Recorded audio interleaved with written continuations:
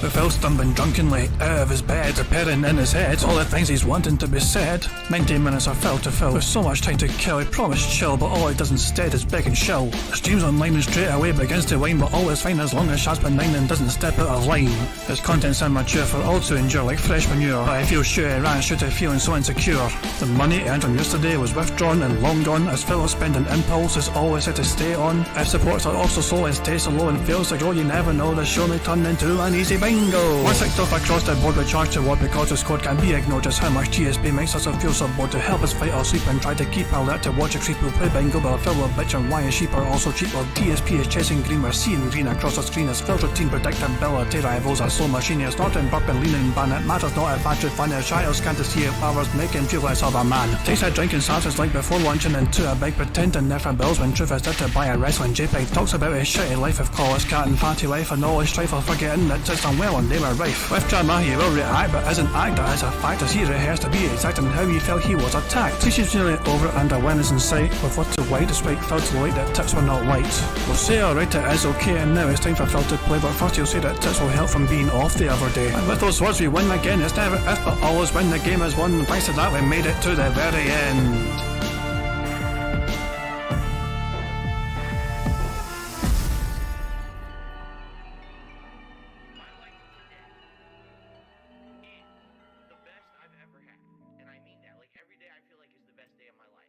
Hey guys, King Jad here, and welcome to DSP Bingo for us today, the 3rd of January, Tuesday the 3rd of January 2023. I do hope you're all doing well indeed. I see quite a few people mingling together in chat. We've got Toxicity Phil, the talented artist. We've got Hate Army, who is the absolute biggest enemy of DSP and all his fanboys because they're always trying to shut him down, but he will just keep coming back like a goddamn fucking plague. Well done, Hate Army, for continuing to rub the fanboys the wrong way. I do hope you're all doing well indeed, and of course everyone else.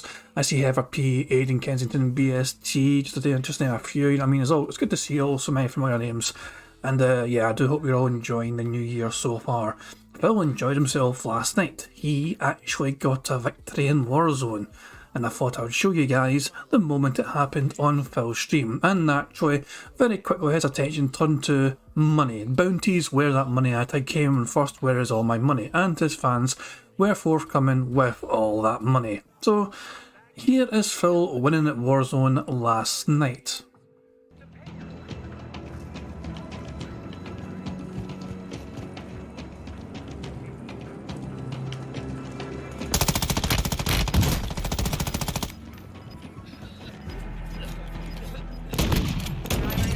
You're messing with the wrong guy!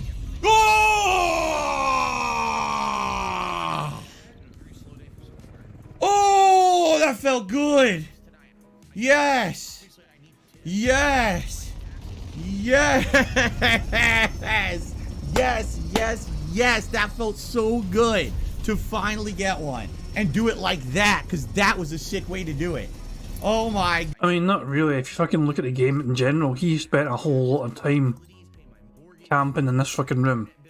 Like, a lot of the game was him just hibernating, it seemed. Quite a lot of the game was just a hibernation session as usual. But yeah, Phil won the game eventually. He was the last man standing, last pig standing, whatever, and yeah, you can imagine how quickly his attention turned to contributions. Woo-hoo-hoo! Yes. Oh. Cheers, everyone. That was amazing. That was a good one, man. Because he was going to auto-revive. I said, fuck that, and I switched to the rifle and executed his ass right there on the ground. All right. God damn, dude. That was worth it. That was worth all the grinding of the last few weeks. What was it, like 3 weeks to a month I've been playing this, and I finally got my first win, and that was exactly how I would want it to go.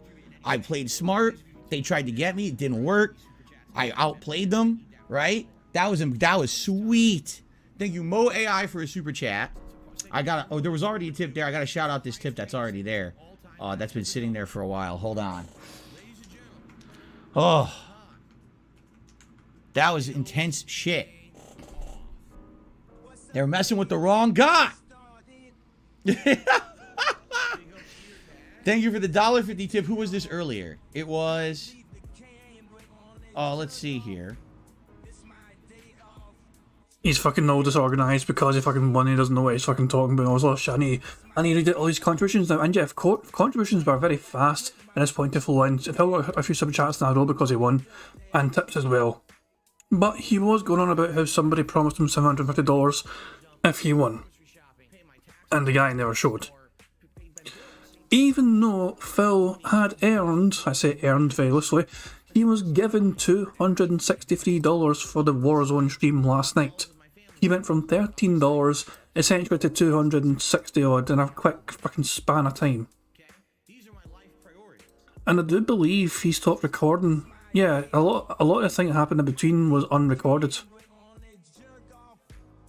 So that is at $162. I think Phil then it's at $200. He went and spent a long time in between games. He won this game. And it's like 15 minutes to go of that, video that he uploaded. And a whole lot of it was just Phil just enjoying, basking in the glory of finally winning a game. So yeah, Phil had a very successful stream. And in fact, if we speak about Phil's actually online yet, he's awake, but he's not going to stream online.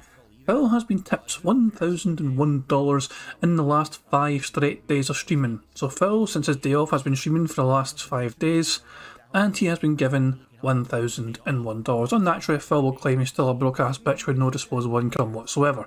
Coincidentally, TG Gamebox, that mad lad, has been tracking Phil's progress under Rowdy Champions and noticed that Phil seemed to have been spending quite a good bit of money, it seems, to get in the top 20 already in the latest WWE Champions event, the Hall of Fame event. So, yeah, there is no indication of how much Phil has spent yet.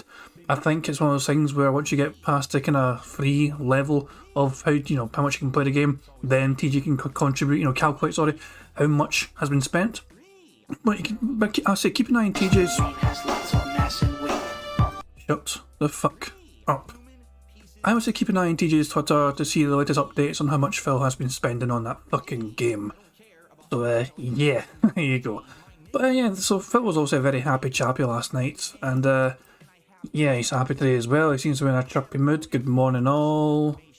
Mark McCauley says, let's hope for a good stream. Thanks, congrats to you too. What the fuck's he getting congratulated for? Why is Mark McCauley getting congratulated by Phil? Oh, we have one solo win each. Mark McCauley also has one Warzone one fucking time. Fucking wow. And I bet he doesn't put the fucking, encouragement of fucking bounties. Big fucking deal. So, yeah. Welcome to the stream, guys. I said, that was Phil's glorious moment from yesterday. Aside from Phil's spending and, his recent gains and tips, as I said, he has been streaming since the 29th of December every single day. So 29th, 30th, 31st, the 1st and the 2nd, which was yesterday. Those 5 days straight of streaming, Phil has been given over $1,000 in tips. And yet, as I said, he'll probably fucking claim that he's a broke-ass bitch and he needs money for his day off, naturally. But yeah, let's just spin the wheel. Let's just get a bingo game set up. Today's a brand new fucking day. It's a brand new bingo. And it's a chance for us to finally get our first full house of the year. Just as Phil finally earned his first Warzone win ever. This year we can hopefully get our first full house of the year with a bingo. So let's spin this goddamn wheel and see what it lands on.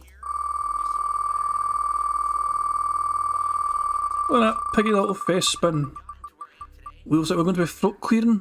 Throat clearing looks like it's going to win. There we go. A very safe one, that. Very, very safe one indeed with the throat clearing. So we need a number, guys. We need a number in chat between 1 and 204. The first number in chat I see which contains the number 6 will be the card I pick for today's bingo. It has to contain the number 6. Can't just be any number. Also, the centre square is going to be LEDs, just because.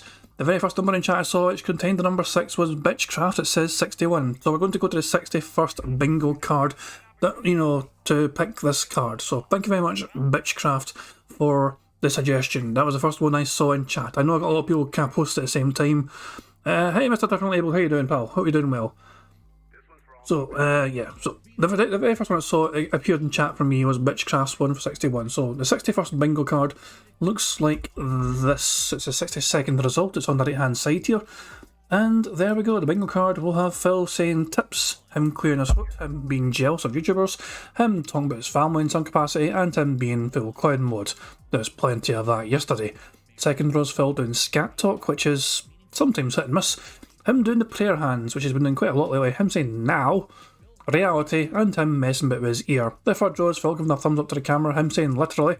Him talking about the LEDs, him saying update and react. The fourth row is Phil saying no exaggeration, by the way, in fact, people saying, and him making that annoying T sound, for example, when he says Twitter or excited.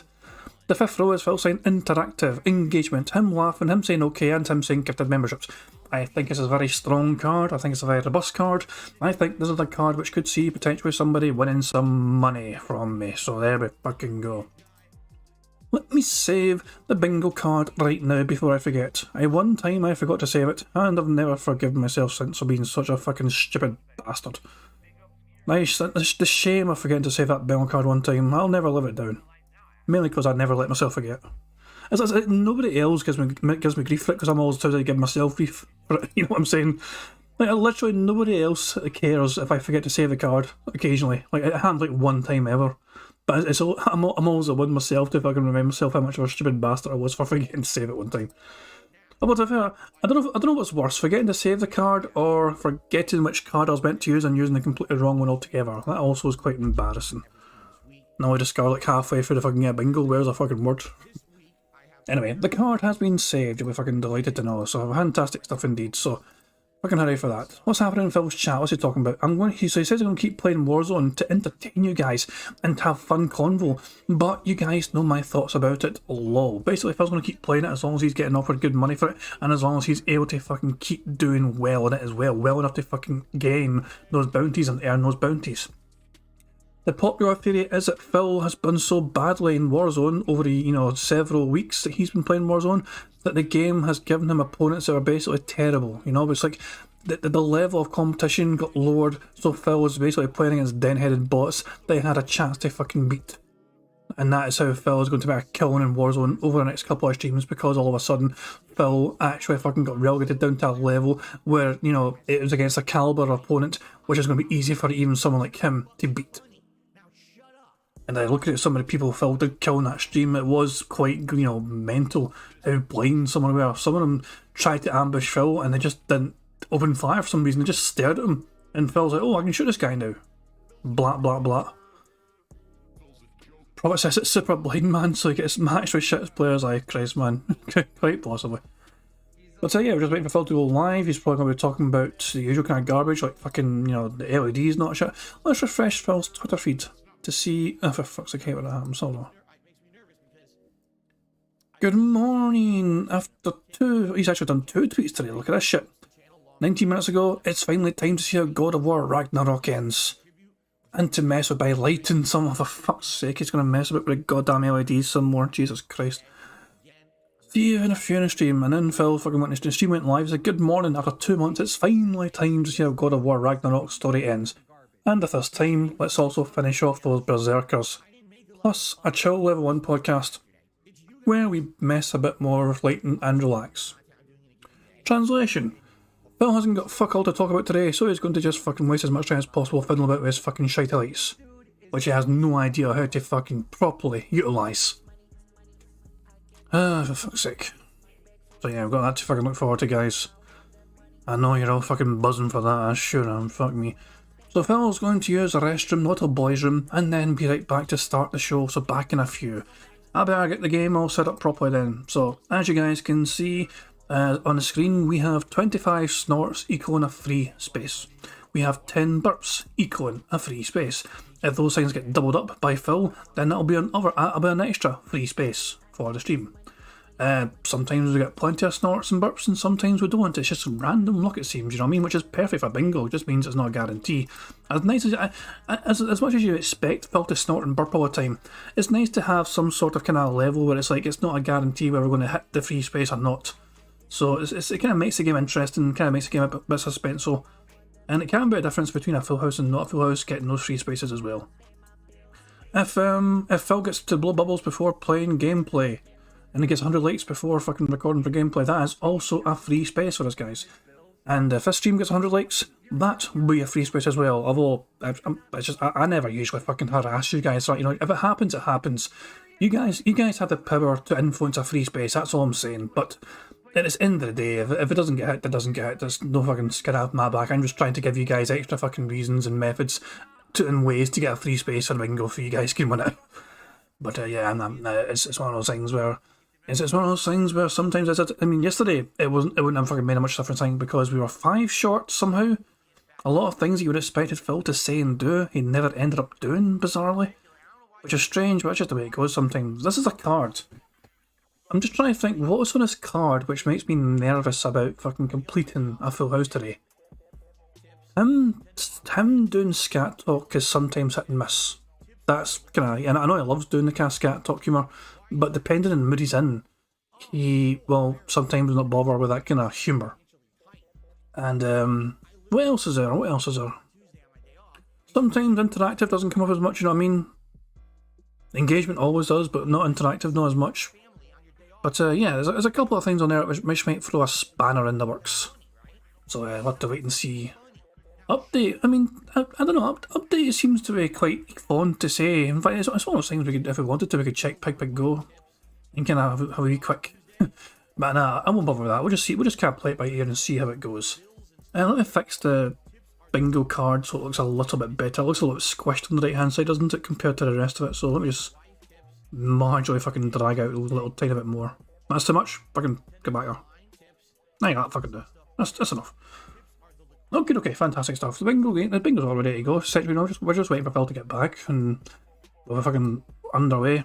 Let's go to the fucking touch tracker again and remind ourselves, what is Phil at? 2 seconds, what's Phil at number? He's went up to 511 members. He is 89 members shy of reaching his members total goal. Is Phil due to lose any members anytime soon? He's not going to lose any today, it looks like, but he's going to lose a couple in the next couple of days. He's going to lose 5 on the 8th of January. So, yeah. No real big losses coming until, I guess 5 in one go is a bit of a loss, you know what I mean? But Phil will certainly be pushing hard and fast to try and get this members goal hit. Because before you know it, we're going to reach the 23rd to 24th, and he'll be very aware that is going to be fucking probably not hitting any goals because of that massive drop in members. DSP's ready to go apparently. Oh, look at he's back as well. Good morning all at. Just sat down and ready to fucking go. Fucking hurry for that. Ah, Christ almighty. Well, you guys all know the drill, and Phil begins to show you guys all know the drill. At least we got a bumper. We have the fucking strange looking bumper with crappy music. Have you guys heard about the music yet? I need to if you guys haven't heard the bumper, actually, the bumper comes with its own fucking theme tune. And then Phil's intro plays. Some bizarre fucking guitar riff. So, when the bumper starts playing, I will show it to you guys in all its glory so you guys can really enjoy the fact that Phil has a bumper now with some music with it to warn people that the show is about to start. The intro is not a warning for people. He has to have a bumper to accompany the intro, to then accompany the podcast. So, yeah.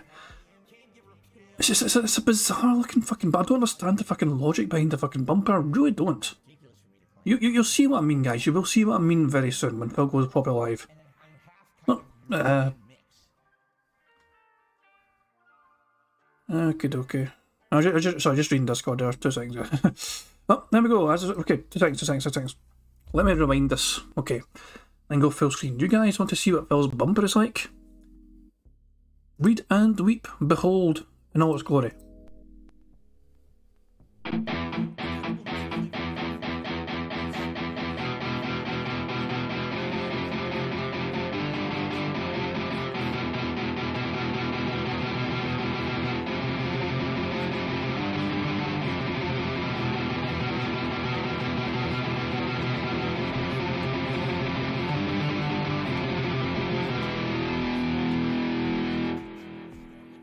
Yeah, pile of fucking pish. I know he's got his usual fucking crappy fucking intro with this crap, you know what I mean? I'll just mute that for a fucking second so I don't have to fucking hear that fucking shite. Guys, you all know the drill by now. Tag me and chat because I miss anything on the card. I don't try miss things on the card, I just do sometimes because I am a stupid bastard and it fucking happens.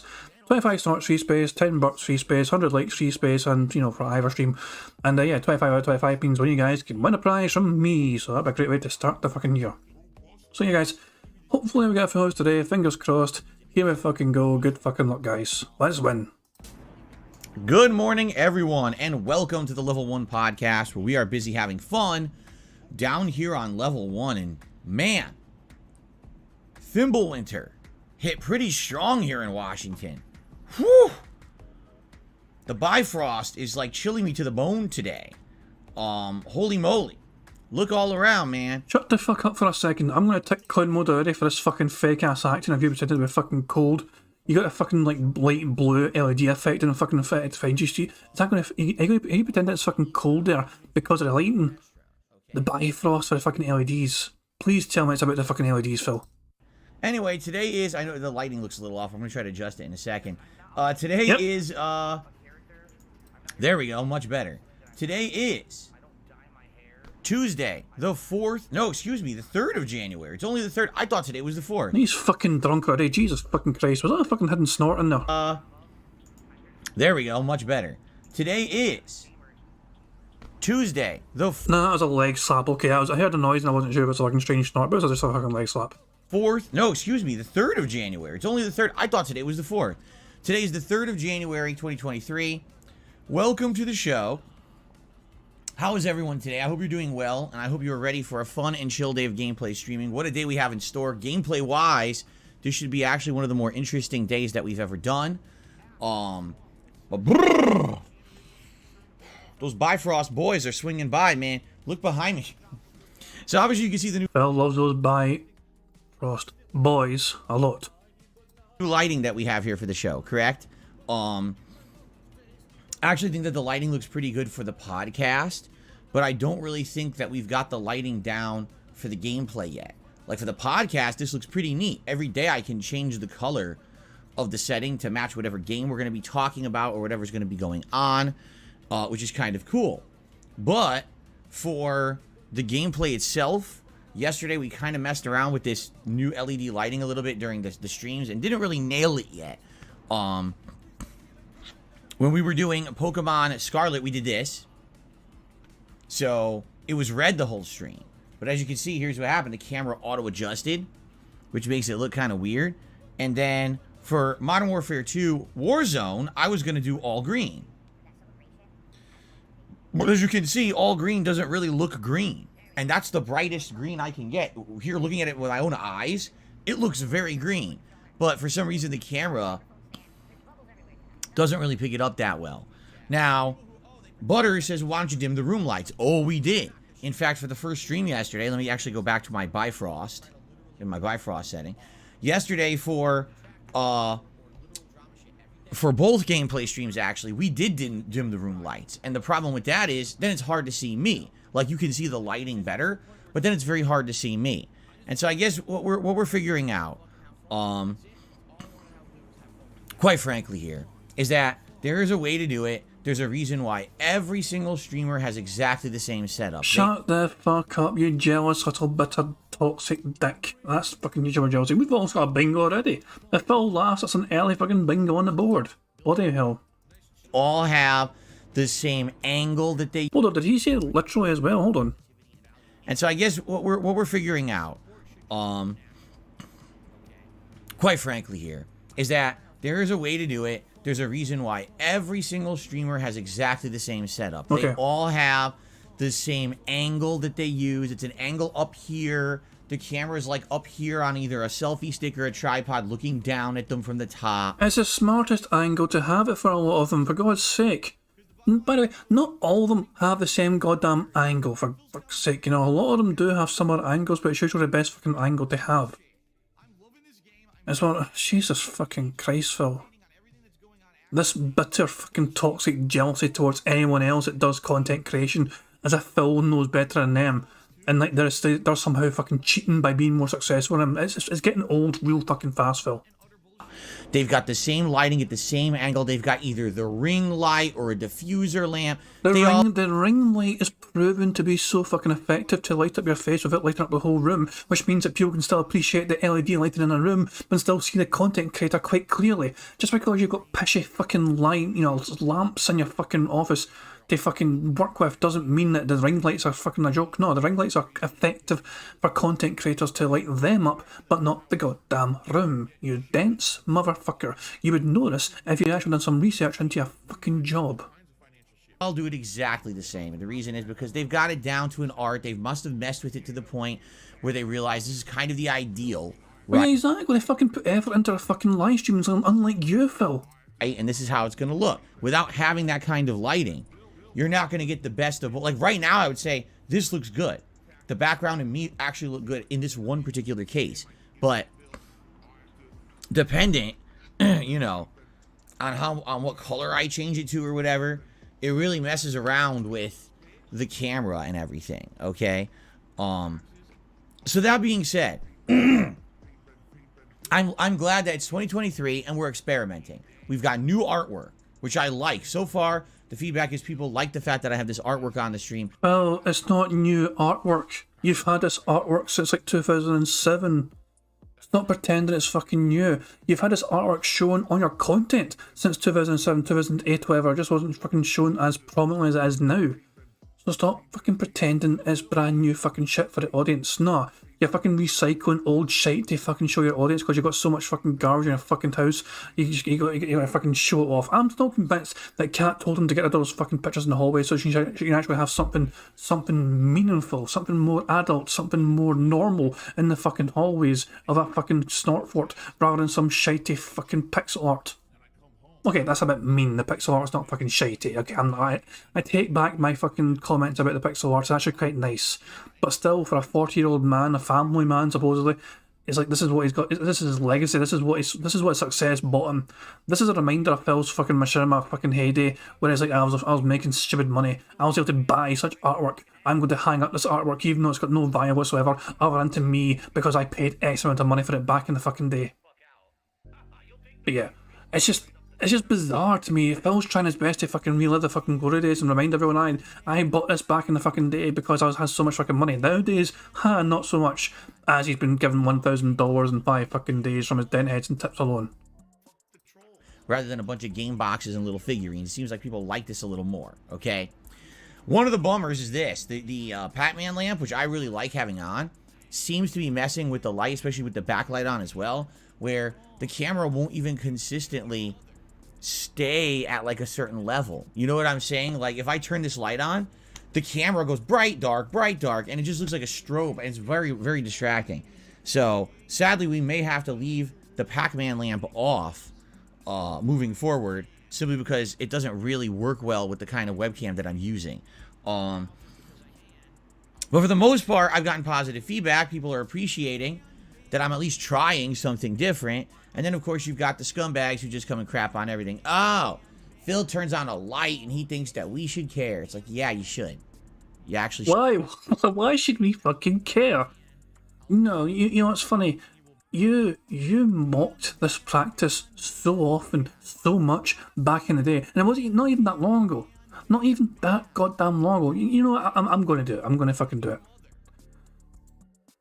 Was it Little Shadow that reminded us yesterday of what Phil said 2 years ago? Two seconds. Let me go to my... 2 seconds. Where, I need to find this shit again. Where the fuck was it? Hold on. Give me a second, guys. Give me a second. It is worth reminding everyone what Phil said less than 2 years ago, 18 months ago, about what he thought of LEDs. So let me find the clip. It was Divinity... the thingamajiggy. Where are you? Fucking scrolling those. I watch so much fucking random shit on YouTube, man. I was fucking watching like, you know those fucking Korean cooking videos where they fucking just make food silently in mass production style? I caught myself fucking watching a few of them fucking the other night. Jesus Christ. Here we go. I found it. It's okay, I found it. Got it. Calm your ham, we got it. So here is what Phil thought of such content, such features from content creators back in the day. Yeah. Mandalorian Warlord says maybe hang the YouTube play button on the wall behind me and buy a shelf with some figures behind me or cheap LED lights. My setup would look sick. You mean like every other streamer does? Like I started looking, like every streamer has exactly the same setup where they put like decorations behind them with LED lights. Every fucking streamer does that. It adds nothing to the streams at all. It just makes them all look like they all copied each other because they have no originality. So why would I want to do what everybody else already fucking does? So Phil was like, why do I want to put things behind me, you know, with some, you know, props and figures and lights or whatever? Why would I want that behind me when I stream? That's what everyone else does, you know what I mean? Why would I want to do that sort of thing? And now, when you go to current day Phil, he has props, and he has figures, and he has LED lights behind him, just like every single other streamer. Every single thing he has called out for as being fucking predictable and lazy or whatever, and just fucking cliche for a content creator to do, he ends up doing himself at the end of the goddamn day. Mr. Originality copies every single other fucking person as eventually. Although he goes a roundabout way. He usually gets there by the only reason he's done lights was not because he thought I'm going to buy this for my fucking streams. He was given this, remember, by those dent-headed Dutch brothers. If the Dutch brothers had not fucking coded this in a fucking care package to him, he would not have even bothered with LED lighting whatsoever fucking ever. Jesus Christ, man. So fuck it. Anyway, back to the bingo. I feel like we're missing good stuff here because apparently Phil has referenced Plum Girl again randomly. Let's fucking see what's happening here.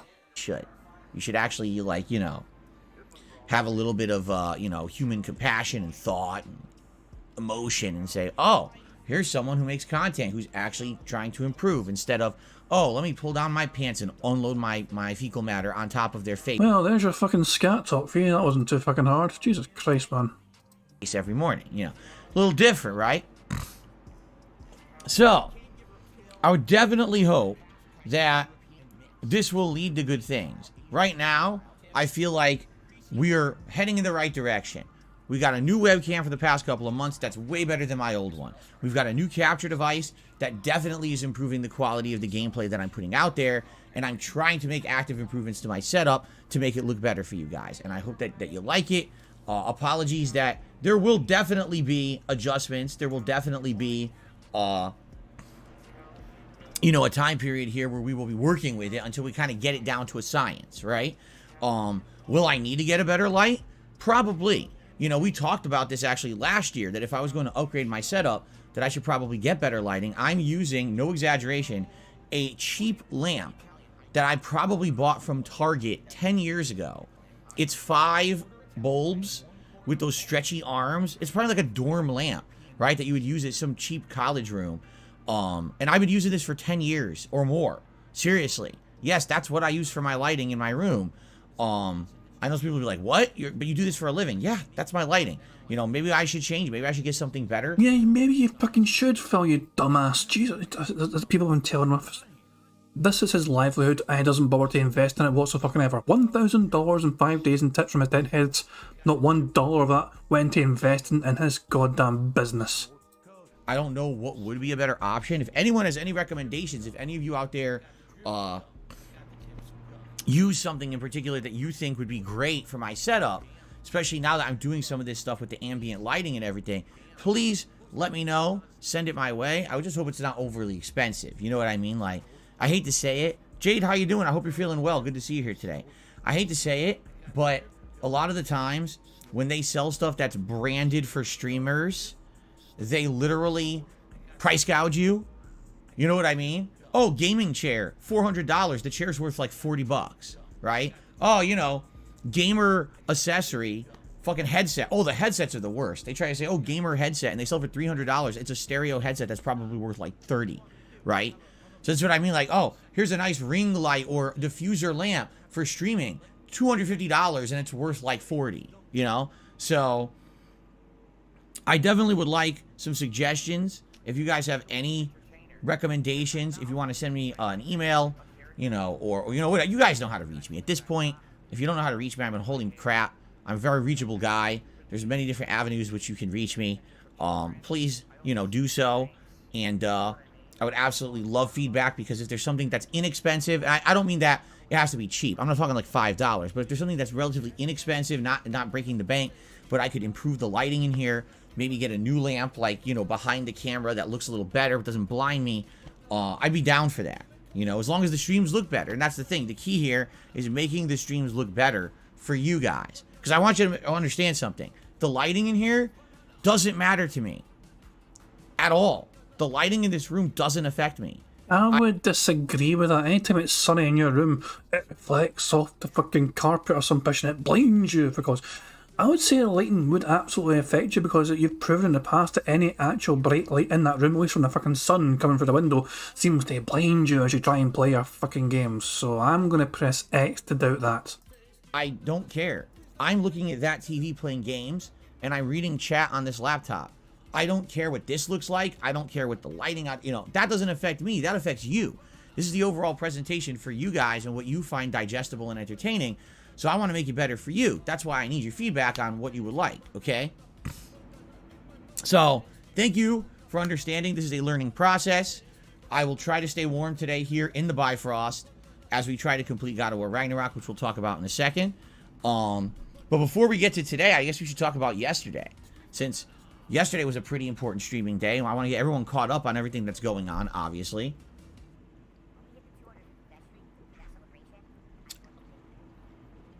So yesterday's streams were pretty entertaining. First of all, Jasper Kitty is in here today again. He was in here yesterday, and he's able to be in here again today for the first stream. I'm sure he'll be up to his usual hijinks, jumping on the chair, being silly, and that's perfectly fine. I know you guys like having him in here when he's able to be in here, and he's able to be in here for today, okay? So yesterday on the Level 1 podcast, we set up my lighting, which was very nice to do, although he was messing with it half the time, which was pretty funny to see me argue with him as he insisted on trying to play with it like a toy, which obviously is not. Then, you know, we had a pretty serious conversation that wasn't particularly aimed at any one person, but I felt like I had to have the conversation because It wasn't aimed at anyone, Plum Girl. I'm just saying this in general for a lot of people saying this, Plum Girl. But yeah, you guys need to be fucking stop being so nasty to me, Plum Girl. Because in general, people have just been so toxic lately, Plum Girl. But I'm not singling anyone out, Plum Girl. Fuck off, Phil. I noticed that in the last few weeks in particular, I'd seen some toxicity here on my streams. A lot of people who basically wanted to just be overly critical and or nitpicky to the point where it was actually negatively affecting stuff. And I'll give you a perfect example about this. A few days ago, well, 2 days ago, I was playing God of War Ragnarok. And we're in the end game now. You know, we're heading into the final moments of the plot. And a critical moment happens. Now, as this critical moment in the plot is happening, some contributions come in, and we had hit the vest goal for the day. For those who don't know, if I raise $100 on any particular stream, excuse me, $150 on any particular stream, you guys will vote on a silly vest for me to wear. It's a running thing I've been doing for over 2 years. You guys seem to like it as like a reward for you know, the amount of support that I get on it. Prophet is asking, where is this new lighting? Prophet, I'm not sure if you've seen anything from yesterday's podcast at all. Phil claims he cannot have the LEDs actually visible on camera because it's too bright for the camera. They need to be in the background, lighting things up, but not shown actually on camera. They need to be ambient lighting, essentially. You see the light blue to the side of Phil's head there? It's on the floor, but behind him. So yeah, that's the lighting there. The LED lights are on the floor. He refuses to tape it to the wall, though. He's got it just laying down on the ground. Yeah, you missed an absolute fucking treat yesterday, pal. I'll tell you that, man. Because Phil was just talking about, he wanted his best. He wanted to do his best to fucking get lights to create a good atmosphere. But he says he cannot have the lights shown on camera due to it being too bright. And so that's why it's on the floor. And it's not taped down. He just laid out. He just laid out a strip of it on the floor. He tried to do this for two of them. He changed his mind and just put one of them away because they don't really make a difference. Jasper kept playing with it because it's like basically it's like a loose thread, basically. This big fucking strip of LED lights on the floor, and it's not connected down. It's not nailed down and not taped down or anything. It's just sitting there on the floor. So naturally, Jasper is going to play with it, and Phil was quite angry with him. So yeah. So that light blue, effect right behind Phil is the LEDs. That is a brand new lighting fix. He basically just chucked him on the floor. That is why our thumbnail is Phil's arse. He was bent over trying to get the lights all flattened out and keeping staying upright because they're on a spool. All the LED lights are on a spool. So Phil tried to lay them out flat. but because they were in a spool and they were still, I assume they're in a spool for a good while, they just wanted to keep curling up. They didn't want to stay flat. So, yeah. Phil's fucking precious lights, man, that he fucking dismisses as fucking not adding any value whatsoever to any content creator streams. All of a sudden, it's the next fucking big thing. As long as the audience like it, though. Phil doesn't give a shit about the likes, apparently. It's only if the audience want it. Stream. So, people were voting, and I think they voted for the Marty McFly vest. That's like the green, or the, the orange vest that looks similar to the one that Marty wore in Back to the Future. And they were voting, and, you know, the poll had probably been out for maybe 5-10 minutes, okay? So normally after like 15 minutes is probably when I would say, okay, here's the winner, I'll grab the vest or whatever. So I'm playing the game, and while people are voting on the vest, an insanely huge plot twist happens. Like jaw-dropping, shocking, unexpected, holy crap. You know, this changes everything. Life or death consequences style. Plot development. Life or death consequences style. Add that to the fucking list of bizarre fucking style stuff. Jesus. I'm going 1.25. 1.25, man. Jesus Christ. Life or death consequence style. In a game that I've been playing for over 50 hours, nearly 2 months, right? Nearly 2 months of my life invested in this game. And this moment happens, and I'm just so focused on the game. I'm talking with my audience about how shocked I am that I'd seen something coming, but I didn't necessarily know that's what it was going to be. And then the game, very rightly so, actually goes for about 10 minutes. I forgot to take tips, actually, because he mentioned tips before, because he fucking, this is the whole story is him getting tips. $150 off of tips. So yeah, we got our first bingo in the game because Phil said tips and I've got to take it off, so there we fucking go. That's our first bingo in the game. This is a very strong start, very strong card so far. Chris Tanks is asking why is he playing it, you know, it's impressive to play for a game for 50 hours.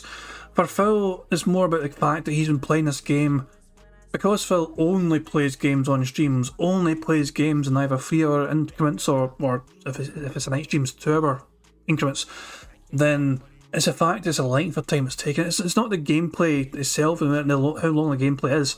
It's more about the fact that Phil has taken like several fucking weeks, months even, to get through the goddamn game. And for most people that wouldn't be an issue. Because Phil's a content creator primarily and he only plays strictly on streams and even into every single other stream because he's got a bit of a variety streamer, Phil thinks it's got so much fucking meaning to it because it's been dragged out this fucking long. It's not actually that fucking impressive to spend this long in a game that's meant to be this fucking long. To a part of the game that's completely meaningless, but it does this on purpose to give you a moment to decompress from the seriousness of what just happened in the game. Because if it had gone from that straight into like combat or something, likely the gravity of what just happened wouldn't have sunk in. But because the game actually goes, very, very good writing in this game. I have to say, probably some of the best writing I've seen in years, yet again. And I said that when I played God of War 2018, I'll say that again. I really felt like the way they did this was probably perfect for a narrative. Give the viewer, give the gamer some time to let it sink in. Just like it's sinking in for the characters, okay? And as this is happening, you know, we're having conversations, the characters are having conversations or whatever. And then, essentially, you know, I'm turning to my chat. And I see a group of people, even stream regulars. This wasn't just like, oh, there's a group of trolls coming in who are being annoying. A group of regulars. Now, they know I've been playing this game for 2 months. They know I love the game. They know that I play games for many different reasons, not just to enjoy an audience, but I'm a lifelong gamer. I love games. I like how games have evolved over the years. I love narrative-based games. So for me, this is exactly why I do what I do. This kind of moment, you know, I'm letting it sink in and absorb, and I'm loving this. And I turn to the chat to talk with them about this moment, and here's the chat, no exaggeration. All right, you ready for this? Where's the vest? Wow, it's been like 10, 15 minutes. Phil doesn't have a vest on. Oh, Phil doesn't appreciate his viewers. Why put up a poll if you're not going to read the results and put on a vest? Where's the vest? I'm serious. This was like 75% of the chat, although admittedly it was probably like 5 people, but they were dominating the chat with this nonsense, okay? I'm not here to wear a vest. I'm here to game. I'm here to have fun, meaningful, interactive streams with you. You know, it's a social experience as well as a gameplay experience. The vest is something nice as a way to say, hey. If there's one thing that's fucking guaranteed, Phil Barnell is indeed an interesting social fucking experience. It is absolutely a social experience. No, it didn't say experiment. I'm pretty sure it didn't say experiment. He said experience, didn't he? Hold on, let's just check that. Admittedly, it was probably like 5 people, but they were dominating the chat with this nonsense. Okay, I'm not here to wear a vest. I'm here to game. I'm here to have fun, meaningful, interactive streams with you. You know, it's a social Interactive experience as well as a gameplay. Yeah, it's experience. I'm here to game. I'm here to have fun, meaningful, interactive streams with you. You know, it's a social experience as well as a gameplay. I'm pretty sure. I mean, I'm pretty sure it said. Hold on. He's actually going to make me fucking slow this down just so we can make sure we can hear what he said. Let's rewind. Interactive streams with you. You know, it's a social experience as well as a game. It sounds like he's saying experiments. Yeah, it's MTRZ, right? It's a social experiment. It seems like I got confused between saying experience and experiment. And so... Jesus Christ, man. Fuck me, man. What a weird fucking dick. Jesus, right, back to 1.25 speed. And the Grimer says, this guy who says vests are just an extra thing and he's not here to do it. It's the same who bitched for days over people not paying him for bounties. Yeah, I did it yesterday. He won at Warzone. And he was reminded pretty quickly. He's like, oh, the guy that promises $750. He remembered the guy's name. The guy said at the very start of the stream, I'll give you this X amount of money if you fucking win. And Phil actually won. And at the end of the stream, Phil was still going on about this guy not giving him the bounty promise. He's also, some people paid out the bounties because obviously some fans or genuine fucking fans, they want to give him fucking money. But there was other fucking people who were just also fucking shitting with him, and he remembered the guy's name, especially the one that offered the most money. Shockingly, it seems. He is like, and it's like he knows he name dropped him, for fuck's sake. This money matters. Don't let Phil pretend money does not matter to him. It absolutely matters. It's always going to fucking matter. Gameplay experience. The vest is something nice as a way to say, hey, thanks for the support. The vest is not the end-all and be-all of why I'm here on a stream, all right? And quite frankly, if the vest is going to take over and become something, and not just the vest, but the hat reward, you know, all the rewards I do, the bubble blow. Oh, we hit 100 likes on a stream. Phil's going to blow bubbles. Where's the bubbles? Why didn't Phil blow bubbles? Did Phil blow bubbles already? Where are the bubbles?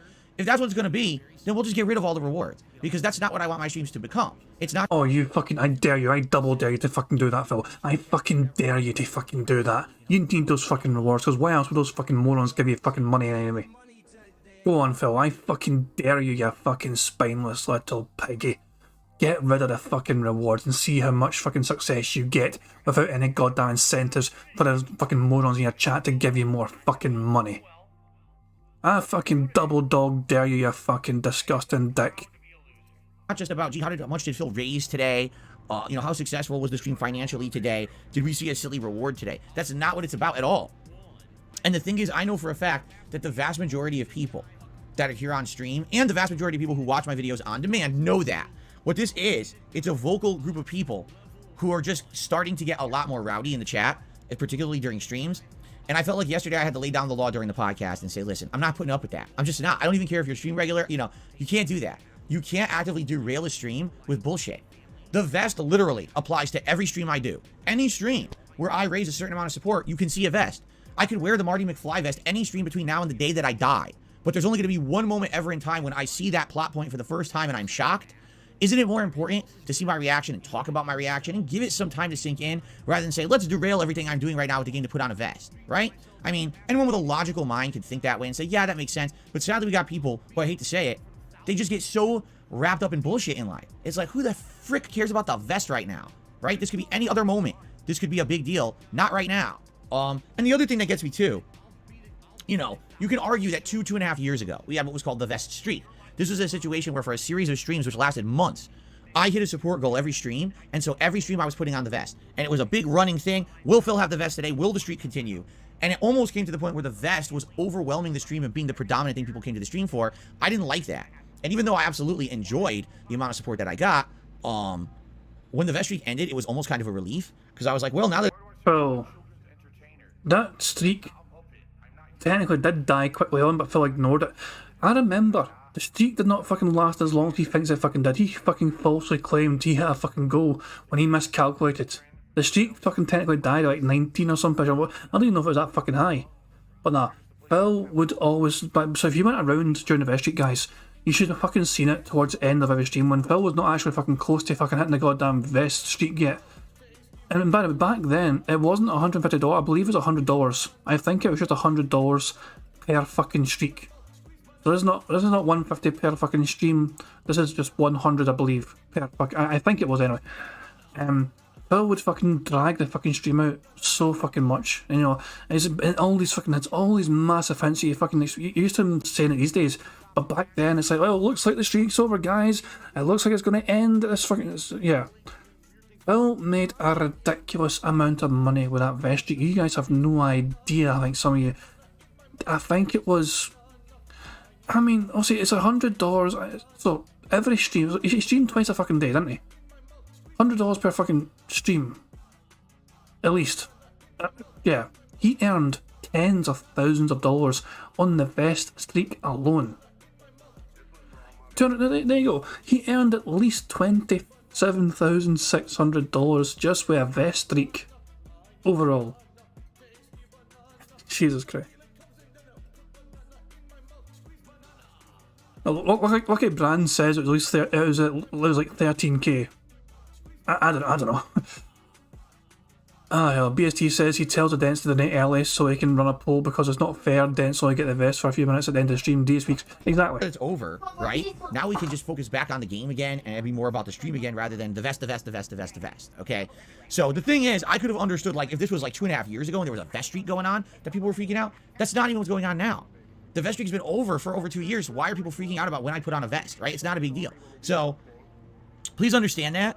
And, you know, thank you to anyone who does understand. First of all, thank you to anyone who supports the stream regardless, because you know that's why I'm able to do these ad-free, chill-free, promotion-free streams. I'm not playing some indie game you never heard of to make a buck. There's no me, oh, use this referral code and make some money for me and shit like that. Every once in a while, you'll see an ad run on a stream, but for the most part, you're here for gameplay and chill, and that's it. And that's the kind of product I want to put out to the internet. And you guys allow me to do that. And I want you to understand how grateful I am of that, okay? Just because I'm in the middle of a critical story point of a game. And I'm ignoring the vest for now, because I feel like it makes more sense to be focused on a game we've been playing for 2 months at its biggest story moment, right? I feel like that would be more meaningful than let's just interrupt everything to toss on a vest. You know what I'm saying? So thank you for that. And the same thing yesterday, kind of the same thing happened. So here I am, I'm setting up my LED lighting, okay? And I'm trying to get it to you know, basically shine up the wall behind me. And I'm trying to place it. And one of the things I'm having an issue with is the lighting, because at that time, I had just unspooled the lighting for the very first time. It was sitting on almost like a tape-like spool, okay? Almost like microfilm and stuff, right? So I'm putting out the lighting, and the lighting is curling on me. And it's very annoying. I'm like, why is this lighting curling up? It's like not going straight. And what it is because it was on a spool. So now, just to be honest, it's not even doing that anymore because it's been out for a day. It's not even curling anymore. All it needed to do is basically be unspooled and sit there naturally to kind of stretch out. And now it's fine. You can see now the lighting looks good. But anyway, I'm struggling with this yesterday. And a bunch of people in the chat are saying things like, oh, there's adhesive on the back of it. There's adhesive on the back of it. Now, admittedly, I didn't see it at first.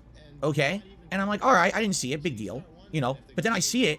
And everyone's like, it gets to the point where it's not just like people saying something, they're yelling. There's adhesive, stupid. Why don't you just listen? Why doesn't he read the chat? Why doesn't he interact? There's adhesive on there. There's adhesive. Use the adhesive. The adhesive, the adhesive, the adhesive. So I sit down and I look, and again, it's people being very rude. It's not like, oh, here's a suggestion. It's like, oh, let's just be fucking nasty to Phil. And I'm like, why do people tend to do that on the internet? Really? Like, why do people, instead of being like, all right, listen, he's there, he's busy, he's laying out this lighting or whatever, why are people being nasty? I just don't get that. You know, it's kind of the difference between when I started on YouTube and today. When I started on YouTube 15 years ago, yes, it's been that long, there was this overwhelming positivity and attitude like, wow, look at this. Here's a place where people who have talent, who have passion, can share that talent and passion with the internet for free. And we can sit here and we can watch this free content on a daily basis, and we can absolutely enjoy it. You know what I'm saying? Wow, this is great.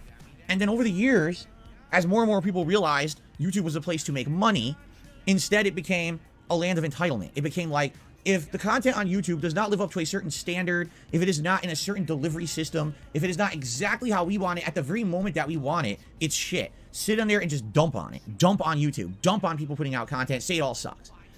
Pretty bad. You know? Not gonna lie, guys, I've missed the last 5 minutes, sir. You may have heard a wee noise coming randomly right before I last, you know, was talking. And like, there's my wee niece who's staying over, and she's like, and my fiance was out walking the dog, and the dog ran away. The dog's fine now. I was literally like, you know, just I've got mute the stream, keep playing, try and get in touch with my fiance. It's like, do you want me to come out and try and find the dog? And but it's okay. Everyone's back home. Everyone's okay. So everyone's like safe, you know. But this is like one of those things where like, I was ignoring the stream, and I've not heard anything what Phil said in the last like 5 minutes or so. Simply because I was busy trying to get in touch with my fiance and like said like, you want me to just like, you know, turn this fucking shit off, and I'll just go out. And so it's all good. So I missed a whole bunch of stuff, I think. So sorry about that. But yeah, it's just one of those things where it's like, okay, some things take priority. As important as bingos, is okay. So I probably missed a few burps, I probably missed a few snorts, I didn't even know if I missed anything in the card. But I didn't miss anything apparently. Okay, cool. You know, that's a pretty bad mentality to go through in life, in my opinion. You know, when I started on YouTube, I was very motivated to try to be creative and funny because so many people were giving me back that positivity. And what ended up happening is over the years on YouTube, as you've seen, instead there was a backlash against me saying that I sucked, my content sucked, this is how you don't play. And it really does feel like a cultural shift of the internet, where at one point the internet was this place for happiness and everyone. Yeah, yeah. Money, money. Oh, money, money. Yeah, yeah. Money, money. Thank you very much, Prophet, for a super chat. It says, I hear your niece is better than you at Rocket League. You should get her to train you.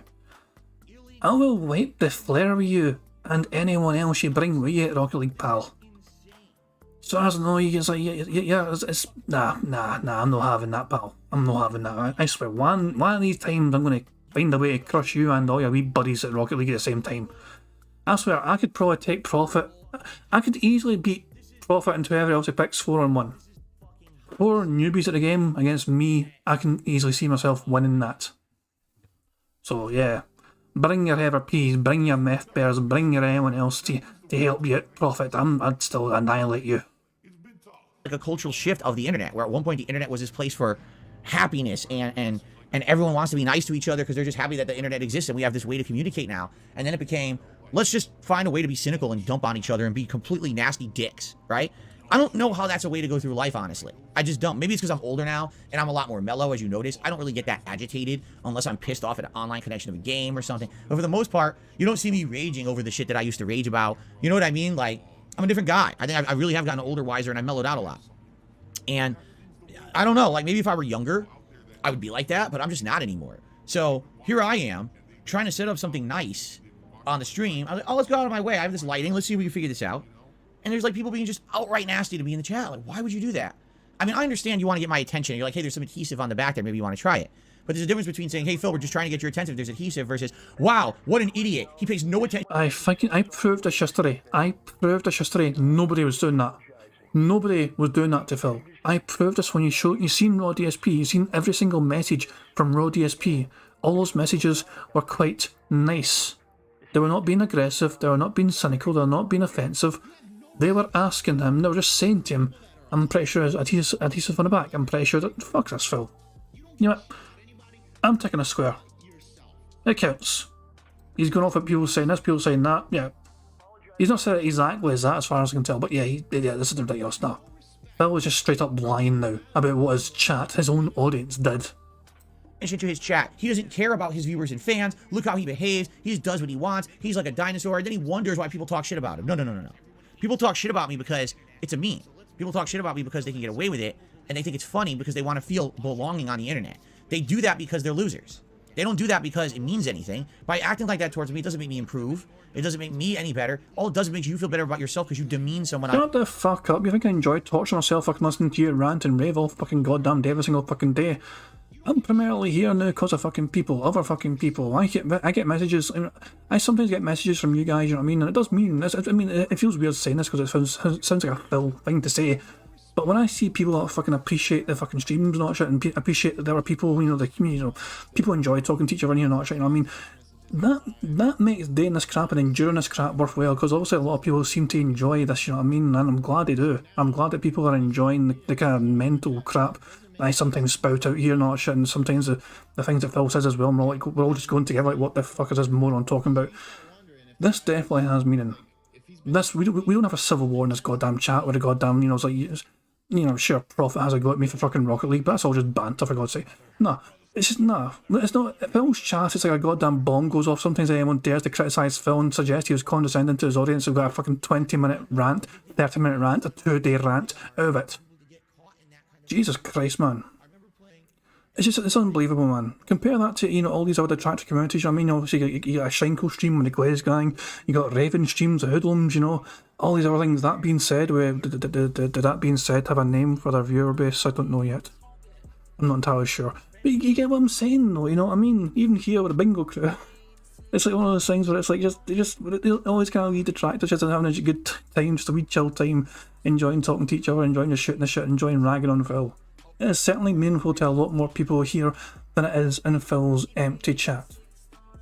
On the internet, and now you're propping yourself up above them. All right, every time that you do that. Money, yeah, yeah. Money, money. Oh, money, money. Yeah, yeah. Money, money. Thank you very much, Prophet, for super chat. It says, nah, I mean every word when it comes to Rocket League. You've not seen me play Rocket League, you fucking dick. I will derail the stream right now and 1v1 you right fucking now if I have to. Boot the game up, get that fucking shit fired up, let's fucking go right now. Fuck the bingo. Jesus Christ.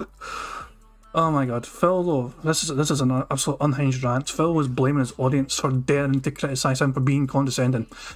His chat told him there's probably adhesive on the LED lights. They said this in a way which was not aggressive, it was not offensive, but Phil immediately saw these messages and said the chat are being foolish because so many people in chat were saying there's adhesive on the LEDs, there's probably adhesive, check the LEDs for adhesive, and he immediately, instinctively, said the chat were foolish. Then he looked at the LEDs and said, oh, I think they're right, I think there is adhesive on the LEDs. And then he twisted it into I can't use, you know, this double sticky tape thing because it's going to damage my walls. But he immediately turns it into, oh, the chat were being so mean to me, the chat were being so toxic to me, they were saying I'm a dinosaur. No, Phil, that is not what fucking happened. You are a liar. You're trying to fucking... Why the hell is your audience a scapegoat for you being a toxic piece of shit who's wrong about something? Just get the... You don't fucking deserve any... Every single fucking green name in this fucking chat of yours you don't fucking deserve. You don't fucking deserve shit. You don't deserve anything here. You nothing here. You deserve nothing. You deserve a fucking cardboard box. Fucking, you know, save the fucking next box you get from Amazon that's big enough for you to crawl into, because you might fucking need it in 5 years' time. It makes you feel better about yourself because you demean someone on the internet, and now you're propping yourself up above them. All right, every time that you do that kind of shit to someone on the internet, you're just showing your own shortcomings and how weak of a person you actually are.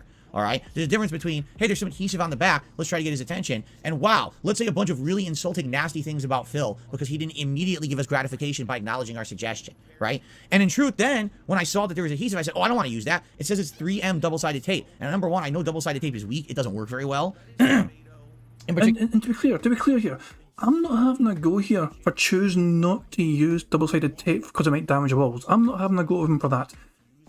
When he found out that the chat right, he called them foolish. He called the chat foolish for suggestion, for the mere suggestion that the chat knew there was fucking tape, there was adhesive on those LED lights, and Phil immediately thought, oh, the chat are foolish. That was him being condescending to his chat. That is what Plum Girl called out initially. Phil's condescending attitude towards the chat for suggesting there was adhesive on those LED lights. Not about the fact that he didn't want to fucking use them because it might damage his fucking walls. That's a different matter entirely altogether. That's that's a debatable point. You know what I mean?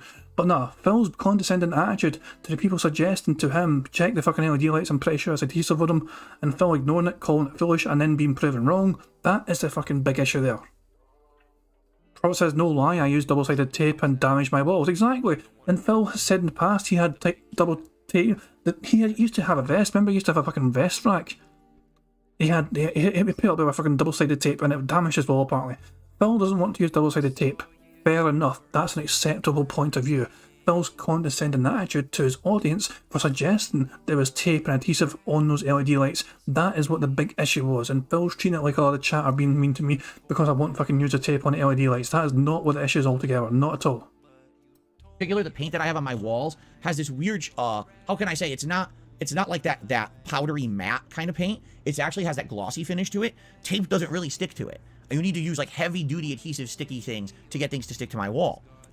So even the double-sided tape I know for a fact wouldn't even work. And even then, if it did work, all that's going to do is mess up my wall because I'm going to eventually want to move it. You know, I don't even know if this is exactly how I want it. So this is not the time to start sticking things to the wall. So I say that, right? I literally say that on the stream. And then, oh, Phil just rejects every suggestion we ever have. You know what I mean? So it's just immediate to the extreme again. All right? Life is not extremes.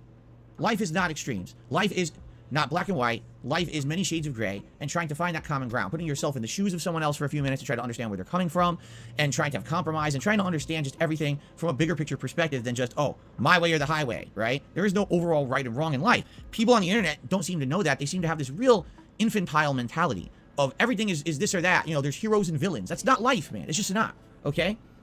So that's what I'm trying to get across here on my pre-stream today. And I tried yesterday, but in the heat of the moment, a lot of people didn't get it. I just want people to be nice to each other.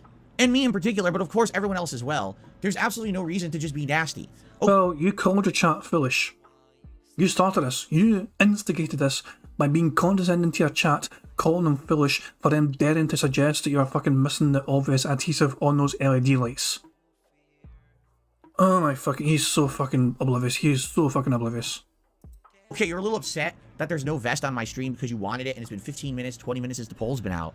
But maybe try to understand why there's no vest. Oh my god, did you see what just happened in the game? It's the biggest plot point in the entire game after a 50-hour game. Of course you want to focus on that. And yeah, you might be a little absent-minded. There's a good reason why there's no vest. Don't say that Phil doesn't care about his viewers and fans. I mean, how extreme can you get? Why would you even say that? Right?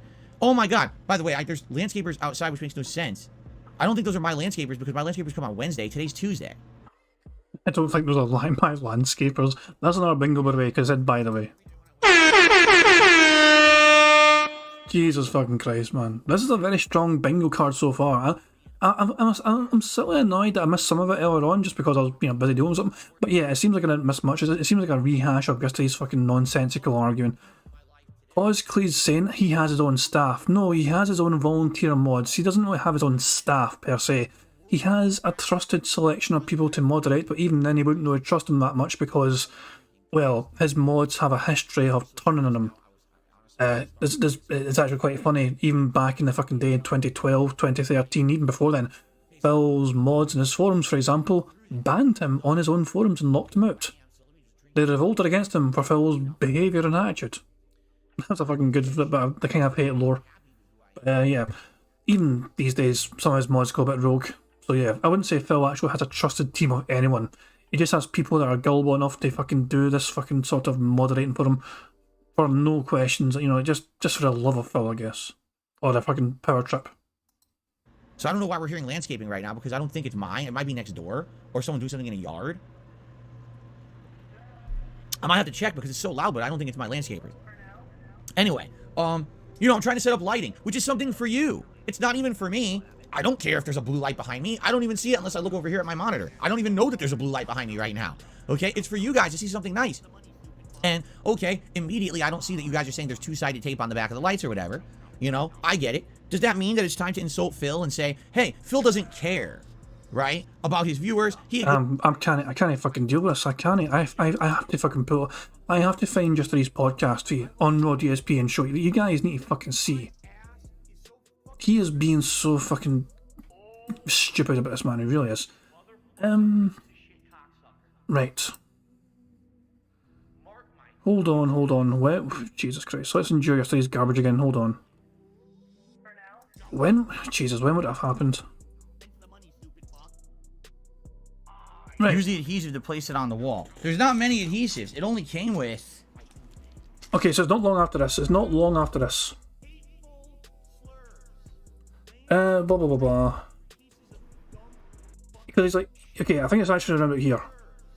So, people in this chat are talking about, there's adhesives on the LED.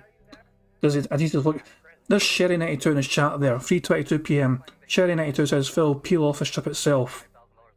Jesus Christ, man. There's only Chef D are giving up. Chef D have been telling him there's adhesive in the fucking thing and he just gave up the fucking ghost. Hold on, is this a point where he tells his chat they're foolish? Do you understand what you just said? Okay, yes, this is the point right here. His old chat, 3:22 PM, Chef D, no, on the other side of the LED strip is adhesive. No one's been rude in his chat. No one's been offensive. No one's been mean to Phil's feelings here. The chat are just trying to help him. No one's saying Phil's a moron, Phil's a boomer, Phil's a whatever. She takes them both out, 3:22 PM, DSP Gaming, the strips not have its own adhesive. My ruin, the back of the LED strip should be all adhesive. Peel off the back, it sticks, says CB. Jesus Christ, man, so many people, the Kurt Russell is some fucking clips as well. So. Which one was the gradient? Was this the gradient? So here we go. Phil's reaction to all this helpful advice in his chat. This is what instigated everything. Nah. This color right there is the best one. What was that? Sky blue? There's a few colors that work, but it's not great. You see that? Definitely not great. Wait for it. Yeah. Oh, for God's sake, hurry up, Phil. Some people are very foolish. They fucking go. It was right after the fucking sip. Some people are very foolish. They're saying things like, oh, doesn't it have adhesive on the back of the strip itself? Can't you just stick it on the wall? Do you understand what you just said? First of all, does it have adhesive on the back itself? Let's check. Maybe. So he calls his chat foolish for suggesting that the LEDs have adhesive. This was all Phil's problem. The problem was not the fact that he doesn't want to fucking use something double sticky tape side or whatever shit to the wall. It's him calling his chat foolish and then blaming his chat. When Plum Girl called him out for being condescending in this fucking moment in time, he turned it around on her and said she was the one, or he really, Plum Girl sounds like a fucking cheat on it, but I don't know. They were the one, Plum Girl was the one that was being condescending. Maybe it does, maybe it doesn't. Let's just take a quick look. So here's Phil finding out that his chat were actually right with the suggestions. And by the way, this is, in case you guys haven't seen the actual profit, this is the brightness of the LEDs. You can see the LEDs on screen right now. This is how bright they are on screen for webcam.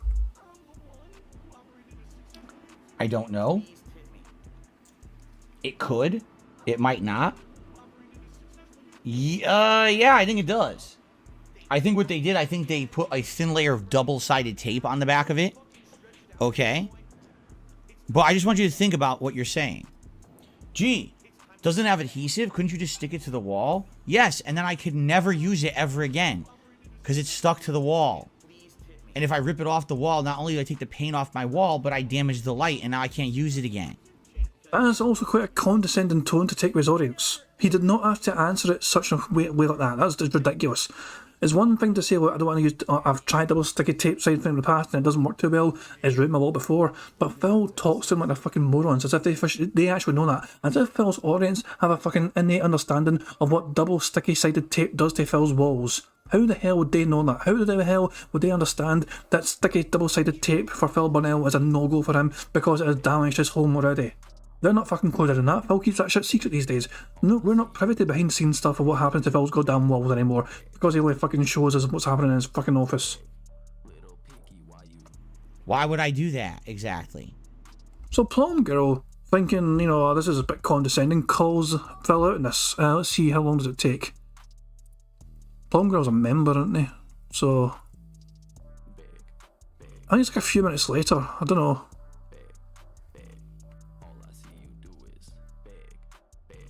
You're in trouble, says big ups, talk down to chat, then ask for money. Lol.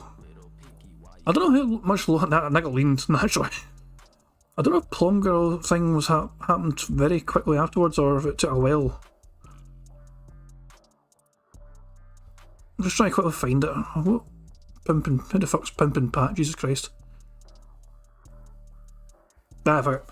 The fact of the matter is, though, Phil instigated all this with his condescending, toxic attitude towards his own chat when they were just trying to help him. Anyway, back to the bingo. Ignores, you know, everything that people are saying. It's ridiculous. It's, again, it's straight to the extreme. Straight to it. Straight to the negative, to the nonsense, to the toxic. I don't want that on my streams. Especially in 2023, I'm trying to turn a new corner here, alright? I want DSP Gaming to be a place where people can come, enjoy games, have chill times together, and don't see that kind of attitude. And if you haven't noticed, in the last few months, what I try to do, if a troll tip comes in, I just ignore it. I say, oh, troll tip, and I just move on. I don't address it. I don't waste time on it. I try not to. If I see a trolling thing in the chat, do I stand there and insult the person outright for 5 minutes? No. I ignore their comment. Oh, there's a troll. Bye. I ban them. Move on. That's what I'm trying to do with my content. All right? But now that doesn't mean now it's, oh, now regular viewers are going to start acting like that too. No. We're not doing that. All right? 2023 is a year of renewal, a year of new stuff here on DSP Gaming. And I hope that you guys understand that. To summarise, someone had the audacity, a stream regular had the audacity to call Phil condescending. This has triggered this rant not only today, but yesterday. How dare Phil be accused of being condescending towards his chat? And then Phil adds on a whole bunch of fucking extra fucking things that he's apparently accused of. Oh, he's a fucking dinosaur. Oh, he hates his chat. Oh, he's abusive. And Phil adds on all these fucking extra layers of all these fucking extra things he's apparently been accused of. One person said he was being condescending towards the chat. And Phil just went off into like fuck you mode. How dare a regular fucking try and break the pignosis like that? And we'll you know, do your best to just, you know what I'm saying. I hope you understand where I'm coming from. You notice I'm doing this very calmly because I'm not really upset. When you see an alarming pattern happening, especially among regulars, because again, this wasn't just like a few random people who came in here and were acting like this. There's some stream regulars who are acting like that. Like, that's not right. Why are they acting like that? They're acting entitled. They're acting very offensive, honestly. And I don't want to lash out at people in the middle of a stream. I didn't lash out during the God of War stream purposefully. I waited to even say anything about it because I felt like that would have been the wrong time to do it. But I really feel like we need to kind of take a step back and understand what's going on, especially here in my channels and content. And you know what? Honestly, everywhere else too. If this is your attitude on the internet, that it's this lashing out, everything's bad, I don't agree with, or I didn't get immediate gratification, so now I'm going to be upset or nasty. It's not the way to go through life. And you're going to find you're just going to get yourself, your blood pressure is going to get worked up. You're going to get your adrenaline up all the time. You're going to be angry and upset about everything. You're going to become, honestly, the living embodiment of what about 15 years ago was known online as the angry reviewer. The person who would literally sit there and instead of enjoying something for what it was, just microanalyzed everything bad with something on the internet. This was the era of the AVGN, the nostalgia critic, where everyone got popular on the internet by being nasty about stuff, right? That was 15 years ago, okay? And I get it. You know, my inspiration when I made content 15 years ago was from those kind of people, and you can see some of my earlier influences. You can hear me even saying some of the things that those guys used to say and shit like that. That was a long time ago. Today we do some different stuff. You know, it's very different today, I would argue, than what we used to do. I don't want to be that, and I don't want you guys to have that kind of mentality on my streams either, right? Feedback is one thing, being nasty is another thing. And please just don't be nasty. You can definitely relay yourself in an intelligent, effective manner without the insult, without going to the extreme to get noticed. You know what I'm saying? It took me a long time to understand that and change for the better. So I don't really blame anyone for not understanding. Wow, we tried just telling him there's double-sided tape. He's not paying attention. So now let's say he just ignores his fans. He doesn't care about them. He does what he wants. He's a dinosaur. You know, insult. Go to the insult. Don't do that. That's literally for me, and just to give you guys some perspective here. In my life, what I've realized is when you go to the insult, you immediately negate any chance that you will be considered in any kind of a reasonable manner. Then you should probably think twice about how you fucking talk to other people then, shouldn't you? Because you often go to insult. Okay? Even if the insult is warranted, 9 times out of 10, if you go to that extreme, you go to that insult. But every time he references us, every time he references detractors, every time he references our content, everything we say, he immediately goes to the insult, which means that negates his entire argument against us. You just fucking played yourself there, Phil. Anytime you reference us, you're always insulting us, you're always being offensive to us. When we insult you, we usually have some justification for it. You were obnoxious to your chat, you were condescending to your chat.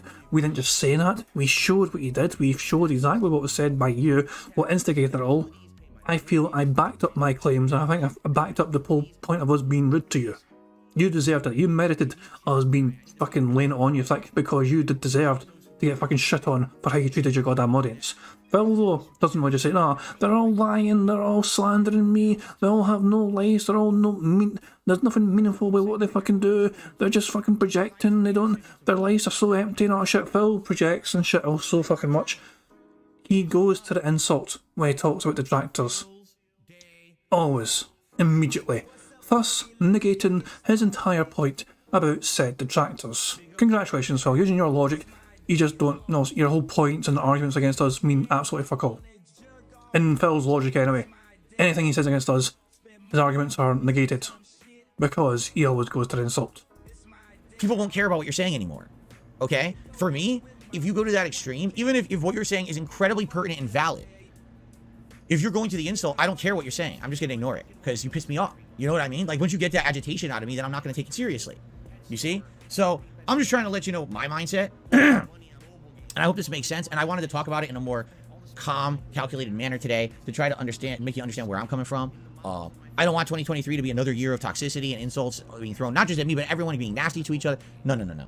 That's not the direction I'm going. We're going in the opposite direction, okay? We're going towards being nice and being intelligent, having thought, seeing from other people's perspectives, walking in other people's shoes. You know what I'm saying? That's more productive than let's just be jerks and immediately go to the extreme, all right? So thank you for allowing me to talk about that for a little bit better than I did yesterday, for sure. Now let's move on, okay? Okay. So, yesterday, we got pretty far in Pokemon Scarlet to the point where we're near the end game. By the way, I'm getting very upset that these landscapers are so loud because I don't think those are my landscapers. I don't know where they are, but they're so effing loud, and I swear they're not mine because mine don't come till tomorrow. I'm gonna have to close the window because it's actually starting to bother me. It's distracting me. Anyway, so, excuse me. Pokemon Scarlet. We're in the end game. All right. Oh, you can't hear it? Good. I guess my soundproofing is good. If you guys can't hear it, then that's fine. I hear it loudly. So if you guys don't hear it, that's okay then. We're in the end game of Scarlet. We finished up the Team Star plot line, and we finished up the Titan Pokemon plot line. What we have left is Victory Road, which is basically the Elite Four, and then there's an end game plot line that takes about 90 minutes. So will we finish that when we play it again? I don't know. I don't know how long it's going to take. I know that these end game duels are very challenging. The Pokemon seem to be higher level than me. They're diverse teams that really take advantage of like every weakness possible in a team. I guess we'll see when we play it again tomorrow. But for now, we did really good yesterday, even though I got my butt handed to me. You guys helped me out, and now we're in the end game. We should definitely beat it very soon. Last night, Warzone 2.0, my first Warzone stream of 2023, basically went incredibly well. All right, without spoiling exactly how it went down, I did get my first Warzone win. I was very pleased with how it went because essentially I implemented everything that I learned about this game up to now in the last month that I've been playing it for you guys. If it hadn't been for your feedback and your support and your guidance on how to play, I likely would not have won that match. But because it was very similar to a situation that happened a couple of weeks ago where I thought I had won a match and then I didn't, even though I definitely feel like I should have, and I think there's a game mechanic that they should fix because I think it's really pathetic that it's in there like that. But I won't spoil.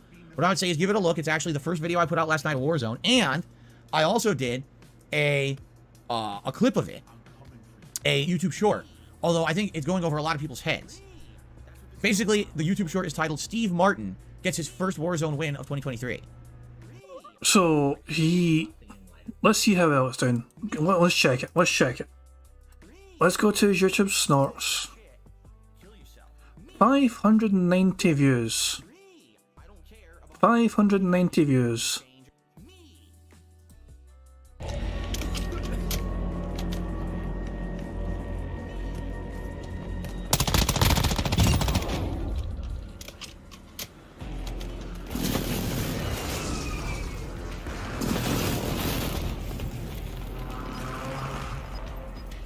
Wow, great commentary, Phil. Epic commentary. Gas is inbound. Marking new safe zone. You've got gas moving in.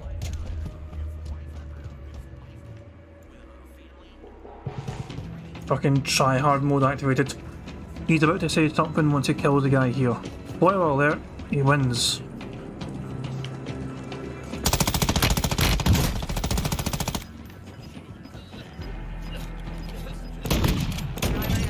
You're messing with the wrong guy!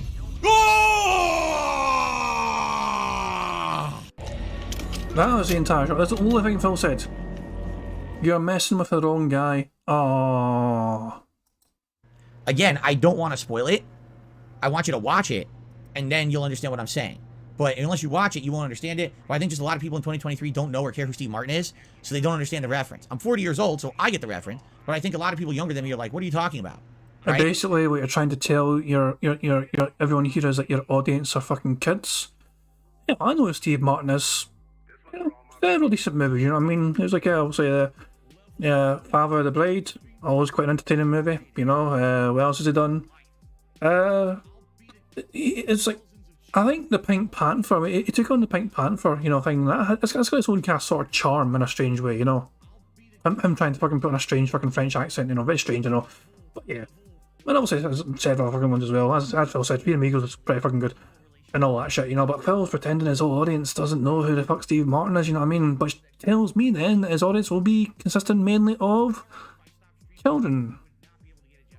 Pretty sure, I mean, even teenagers these days probably have heard of Steve Martin, for fuck's sake.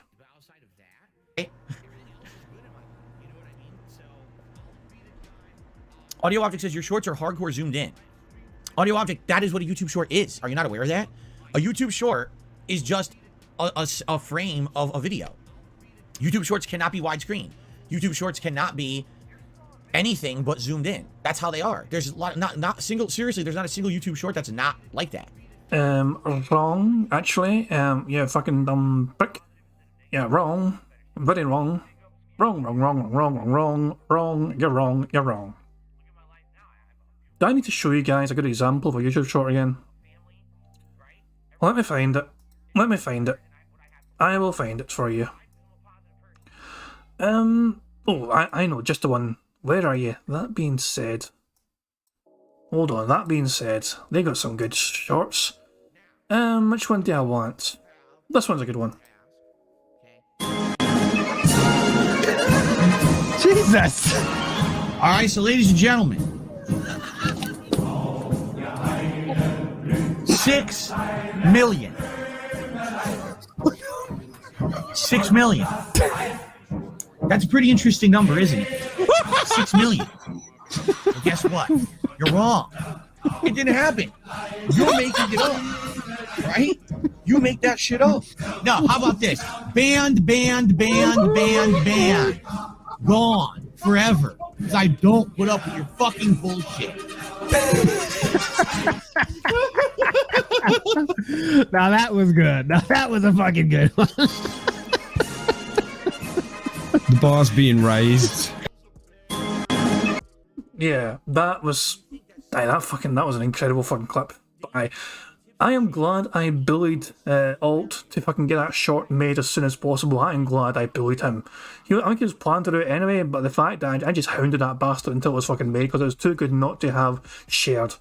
That is a good example of a well-crafted short. So there are obviously, when it happened live on the show, you might be surprised to hear this, guys. They don't usually have the webcams stacked like this. Usually it's like side by side. And there's also no animated pig wearing a fucking Hitler hat, Nazi hat. No, that never appeared on a live show. And also, why did the fucking ring of fire with all around it saying banned, banned, banned? These are all added afterwards by Alt. You can edit your goddamn YouTube snorts and fucking upload them and show them off how you fucking want. Phil is just a lazy bastard, can't be arsed to fucking put any effort into him whatsoever. Jesus Christ, man. It's incredible heavily. I have a YouTube short. To be fair, I've done one YouTube short ever, and it is lazy effort. It's like Phil type of lazy effort. But yeah, it's just fucking a funny moment, I thought. But yeah, and obviously, shout out to, I mean, one of the best parts of me, also, it's an amazing fucking well-crafted clip, but Steve dying. One more time. Jesus! Alright, so ladies and gentlemen. Just keep an eye on Steve the whole time. 6 million. 6 million. That's a pretty interesting number, isn't it? 6 million. Well, guess what? You're wrong. It didn't happen. You're making it up. And he's gone. You make that shit. And he's fucking dead. He's fucking just... That's like his fucking soul's left his fucking body. He's fucking laughing too much. Jesus Christ. That fucking hell... That certainly helped fucking make it, man. Yeah. That being said, know what I'm fucking doing. So, I don't know what exactly you're saying here. I mean, it's a valid criticism. I don't like it either. I would wish YouTube Shorts could be 60-second clips that are full screen. They don't let you do that because they assume you're making a YouTube short on your phone as if it's TikTok doing a selfie dance or something. That's what they think YouTube Shorts should be. That's why YouTube designed them that way, and it's incredibly stupid. It's a waste of everyone's time. They shouldn't be trying to copy TikTok. They should be implementing a new service that lets content creators highlight their content to a wider audience that doesn't simulate TikTok. But YouTube doesn't care because they're just always behind the ball and they copy everybody else. So, there you go. I don't like it either. I wish I could have done a full screen, but what can you do, right? Okay. Alright, anyway. Enjoy. Finally, my first win in Warzone last night. I hope you'll give it a look. You know what's also funny about YouTube Shorts and stuff? They don't even work right. Here's what I mean. So, I uploaded that late last night. I remembered to do it, and I uploaded the short late last night. I go to sleep, I wake up this morning. On my phone in the YouTube app, it says it has almost 800 views. In fact, as of right now... If I open up my YouTube app here, okay. I opened the wrong thing. If I open the YouTube app, it says 854 views. It says I have 854 views so far in that YouTube short, okay? Dashy reminded me of my kid. That's not a short. That's basically a clip. Yeah, Phil's talking about clips. You can clip things, you know, on streams. Also, Phil then privates his stream, so I don't think the clips will then exist anymore because it's part of the live stream, which is then... I mean, for Phil anyway, he can't just clip it from his live streams. Because once that live stream goes private, the clip I don't think will be available anymore because it's part of a privated stream. So that's why Phil can't just settle and rely on clips from live streams. Aiden, I don't think he snorted. No, I don't think he snorted. I almost went out for it, but I don't think he did. But Dashi's fucking reminded me of something that happened in GTA Chaos Mods. Hang on, let me find it. Won't take me long to fucking find the damn thing. There you go. So this is what Dashi was fucking reminding me of. 10 times vehicle engine speed. This is a good thing and a bad thing. Controlling this is a bastard.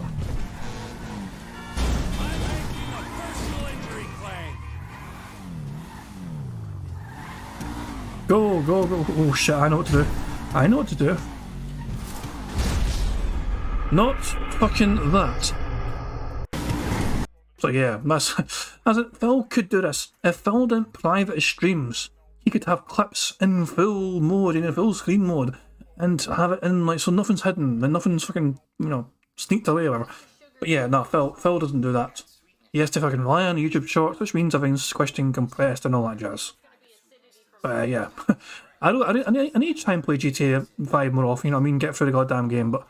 Yeah, the last time I played it, I kind of rage quit it because the game kept crashing me. 5 times in one mission, the game crashed me because of the fucking Chaos mod. I just had enough. So I need to go back to that fucking, you know, misery waiting for me sooner rather than later. I actually just go over to my page on YouTube and I refresh it, and it says it has just barely 500 views.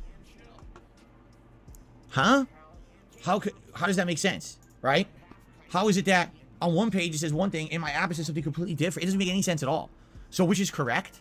I don't know. I would assume the app. I would assume what it is the app is tracking views live, but the front-facing API of YouTube, what we see on a YouTube page, is wrong, and it's always delayed, right?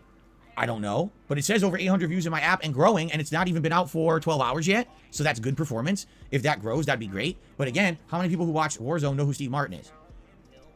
I guess we'll see. Anyway, enjoy, okay? Let's talk about what we're doing today. Well, today, it is the end game story and the conclusion of God of War Ragnarok. Yes, now, will we finish the actual game in its entirety today? That I don't know. But what we will do is finish the story today. From what I'm to understand, we are right at the end, maybe another 1 to 2 hours of story, and we see the conclusion, and we see how it all ends. Now, there is post-game content, including the final 2 Berserkers. From what I'm to understand, if I finish the Muspelheim challenges, there is 1 more secret boss, and there's 6 of those challenges that would likely take about another half an hour to 45 minutes to do before you get to the secret boss. So there is some post-game content to do. There is like an epilogue as well, supposedly, like an epilogue content you can do in the game. So we'll see, you know, what we feel like doing today. Today may be the final stream of God of War Ragnarok, or maybe if we fully want to see all the content, maybe we'll do 1 more stream, just as an epilogue stream to wrap up all loose ends and to make sure I'm not missing anything meaningful in the game. Okay, that's what I'm thinking. So, we'll see. How does it go today? We'll find out as we play, but it looks like no matter what, we're going to be finishing the story of God of War Ragnarok today, which is great. Because basically, the way I see it, we got 1 to 2 more streams each of God of War Ragnarok and Pokemon. So basically this weekend we will finish those games. And that means then I could do my year-end series. And then that means we can start new games next week. Because if you're not aware, 1 week from today is the first new major release of the year. It is One Piece Odyssey, the JRPG starring the cast of One Piece in their own, you know, spin-off game. It's also not supposed to be so long of a game, maybe about 20 to 30 hours long, which is on the shorter side for this kind of RPG, which is a good thing, I feel, because it means that we could probably finish it within about a month before all the major releases start coming out in February, and it should be a good time. I haven't played a One Piece game in a very long time, and I'm actually pretty excited for it. So I hope you will join me for that next week. But so we'll start that. We'll do the year-end series. We'll continue on with Resident Evil Remake, which we'll talk about in a moment because that's tonight. And then we'll have to pick 1 or 2 other games to kind of throw into the mix until other new releases start coming out this month, which I need your feedback. I'm curious, what games would you guys like to see me do or try in the meantime before major new releases start hitting this month, right? You know, I got a couple ideas. I would say I'm actually quite interested in this new Need for Speed game. A lot of people told me it was actually really good, but I completely skipped it because I didn't know if it was going to be something you guys would be interested in. Apparently there's a 10-hour trial of it on Game Pass, so we could give it a shot. If I play it 1 or 2 streams and it's not that good, we don't have to continue it. But if it's good, then I could buy it, you know. There's a lot of other games as well, you know, in the mix, in the running, that I skipped over, that we could play. So let's think about it, all right? And we'll talk about it, I'm sure, soon. But we got 1 or 2 more streams each of God of War and Pokemon until they're wrapped up, and then finally I get to do my year-end series, okay?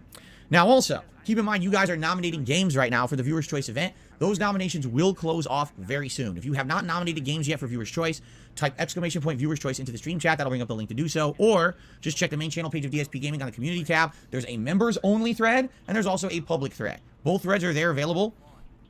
Please post up, and basically this coming weekend, I'm going to sit down, tally up your nominations, make the poll, and you guys are going to start voting for about a week. And then when that vote is over, we'll determine what's the game that's going to be the next Viewer's Choice playthrough. So this month, we'll have Resident Evil Remake, whatever new game or games we determined I want to play once I beat God of War Ragnarok, as well as Pokemon, plus a Viewer's Choice game, plus One Piece Odyssey. And then later on this month, there's a game or two else that I'm interested in. I'm definitely interested in the Dead Space remake.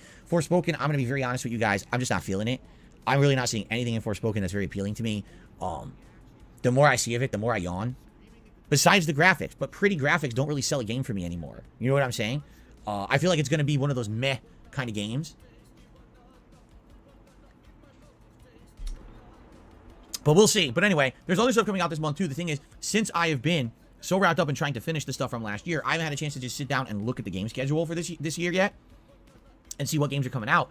So I need to do that. What we will do is, once I wrap up these playthroughs and we do my year-end series, we will have an entire Level 1 podcast dedicated to just looking at the game schedule for the coming year and populating the calendar for me so I know what games are coming out and I can make my schedule accordingly. No, fuck that, man. I think I was fucking, phone in sick that day and not fucking bother with bingo. Jesus Christ, that sounds like an awful fucking podcast. Okay? Cool.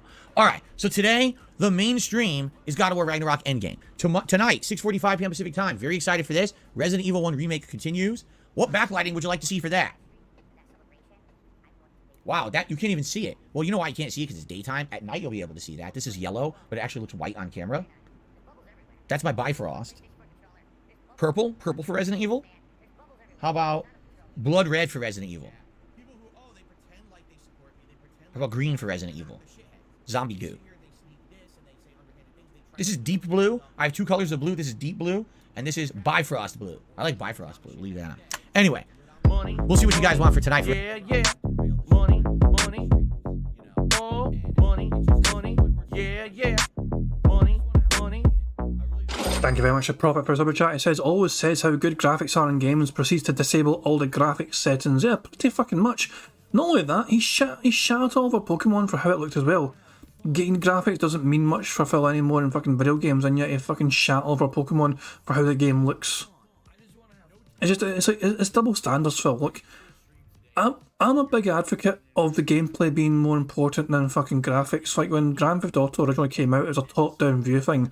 Also, PlayStation at the time, it's like everything was like, it was strange to fucking think of some top-down game, 2D fucking perspective being the way to fucking play games on PlayStation when I thought, people were kind of thinking about we're beyond that. I thought we were past that fucking stage where we're fucking playing top-down views kind of stuff, you know what I mean? But obviously, Grand Theft Auto was such a unique game and it fucking just grew arms and legs, and so as soon as more powerful consoles were around, to fucking get 3D environments, and obviously fucking thing just took off with Grand Theft Auto 3. But yeah, it's one of those things where graphics don't always make the game. It can help to, for sure, it can help you as a selling point. But the gameplay is a fundamental thing. That's the most important thing, really. It's got to be, you know what I mean? And how much you feel like you want to fucking play the game. Is a game got a good story or whatever? If it's one of those kind of games, is it a game you want to find out what happens fucking next and all that shit? And yeah, how a game looks as well is certainly a factor. But there's fucking great games without having to fucking worry about how great it looks graphically. I mean, look at shit like what was that game called? It's a more recent game, and it's like shit, man, I can't remember the fucking name of it. It's like top-down view, and you fucking go through a level trying to kill everyone. I can't even fucking mind the fucking thing, but it's like a very popular game like a couple of years ago. I for life now, I fucking can't mind the fucking game. Hotline Miami, Clydesdale, thank you very much. That was it, Hotline Miami. That was a game that got very popular. That was a top-down view killing game, for fuck's sake, Brother the Steelman says Hotline Miami. Close enough. But yeah, you got closer enough. I can do it anyway. I can't even remember it. But yeah, Hotline Miami, that's a top-down view game, and that's a modern game. And yet, the graphics, it looks good.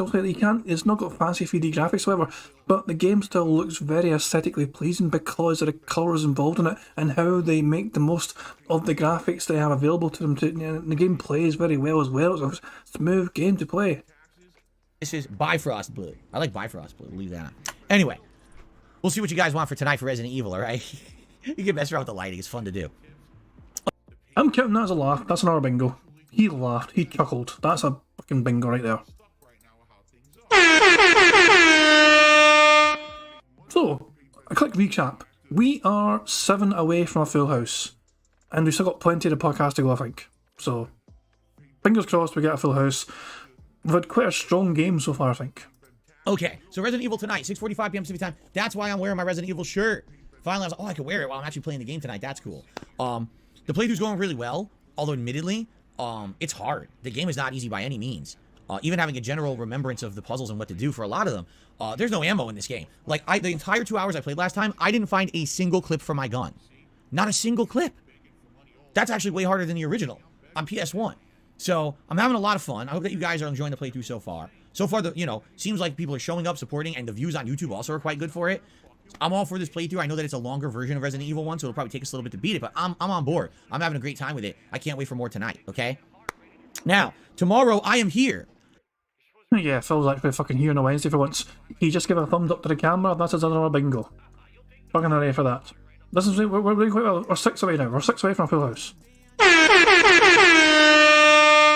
Tomorrow is my final consecutive streaming day of the week. It's going to be Endgame of Pokemon Scarlet, and then the late stream is more Warzone, okay? So there is another streaming day. Normally I wouldn't be here for 7 straight days, but I am this week, okay? Thursday is actually my day off this week, so that means Friday, likely if we don't beat everything in God of War Ragnarok, Friday will be my last hurrah stream for God of War Ragnarok. Friday night will probably be more Resident Evil. Saturday may be my last hurrah stream for Pokemon and some Warzone, which then means maybe Sunday would be my Game of the Year awards and my most disappointing games countdown. It might also be the day when I announce the Viewer's Choice poll, right? And that's kind of cool, right? And then maybe what we'll do is on Monday, we can bring in a new game on the main stream for variety purposes. And Shut up, Phil. So that being said, Steve Aded is just promoting That Being Said. The call-in show for That Being Said is going to be on Thursday during Phil's day off, so there you fucking go. I assume it'll be about 9:30 PM UK time, or thereabouts. I think it's usually back time anyway, so yeah. So yeah, keep an eye on That Being Said channel for more details on that upcoming show, just to let everyone know. Tuesday is One Piece Odyssey, so it might actually all fall into place like perfectly, which would be nice if it does. We can actually wrap up each playthrough over the weekend, do my Game of the Year awards and my most disappointing games countdown, then have new playthroughs coming in. All that would be like sweet, right? I'm really excited for that, and I hope it all falls into place perfectly. I guess we'll find out. Okay, so there you go.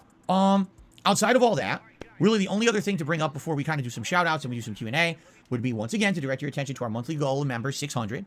We're currently at 511. We've gone up and down. We were up to 520, then we went down under 510, and now we're back up above 510 again. So we're right in there, And please consider becoming a channel member. There's many reasons to become a channel member. Obviously, to support the channel. Duh. As you know, I operate a shill-free, promotion-free, ad-free channel with some minimal ads that are run on the stream when it starts up. I take one ad break during the stream, very little. An ad-free channel with minimal ads, then it's not ad-free. That's quite contradictory. Ad-free channel with minimal ads. Every single video Phil uploads has advertisements. Every single one. It is not an ad-free channel. Phil is constantly promoting and showing himself. You need to give him money. This is how he fucking earns a living. It's not about just waiting for money to come in generically or whatever, and just organically. No. It's about you being reminded by Phil on a daily basis, on a regular basis, that you can give him money in a variety of methods. Whether you tip him, super chat him, super thanks, super comments, super stickers, Patreon as well, and all that shit, just some memberships. God damn, it's so fucking many of them. So yeah. He shows himself constantly. He promotes himself constantly. He advertises himself constantly. He wants your money constantly. It is not ad-free. This is misleading. And whatever ads run on the on-demand videos, that I can't really help. But outside of that, I don't see... You can wait. Did Phil just say he can't help the ads on on-demand videos? He absolutely can. He chooses to advertise he can turn... If he wanted to not have a video advertised, monetized even, he can just turn it off. There's an option right there. Do you want to enable ads? No, every single one I upload, every single video I ever upload to his channel now, I disable monetization for it. No adverts on it. If adverts ever appear on any of my content, it is not because of what I do. Maybe it's some, maybe it has some music in it, for example, which is someone else's copyright, right to. So, anything that plays on my channel, if they're music, they might get the fucking rights to. So which is why it might be an ad. But that's never usually. So yeah. Phil, though, cannot fucking forgo that. He needs to make sure adverts on every single one of his fucking videos. Him pretending he can't help it is absolutely fucking disgraceful. That is a disgraceful fucking lie to tell your audience I can't help but fucking have advertisements on my fucking videos. You can help it. You just choose to fucking add, put them there every single time. One more time, Phil. Say it. You can't help it. One more time. Ad-free channel with some minimal ads that are run on the stream when it starts up. I take one ad break during the stream, very little. And, whatever ads run on the on-demand videos, that I can't really help. But outside of that, I don't sit here promoting, advertising, and doing crap shilling to you all day. You guys support my content enough that I don't have to do that. And I really appreciate being able to put out meaningful content for you all day. That being said, one of the great ways you can support this channel in an ongoing fashion and keep that going is becoming a channel member. What do you get when you become a member of DSP Gaming? Well, first of all, you get my gratitude. Thank you so very much for your ongoing support of the channel. But in addition, you get many benefits, including a highlighted name in the chat, both on streams and in the video comments. You get a cool chat crown badge to show how long you've been a channel supporter, both here, again, on streams and the video comments. If you're on a stream, you don't have to pay attention to the slow mode rules. Everyone else has to wait like 10 seconds to talk. You talk as much as you want. You get access to all of my emotes, both here in the chat and again on YouTube, video comments. You also get priority access to all events. So a perfect example right now, people are nominating games for the Viewer's Choice event, correct? People who are members automatically will get a game into the final poll. They don't have to compete with everyone else, all the thousands of people who are nominating games. They don't have to deal with that. Instead, it's just the members themselves. Thousands?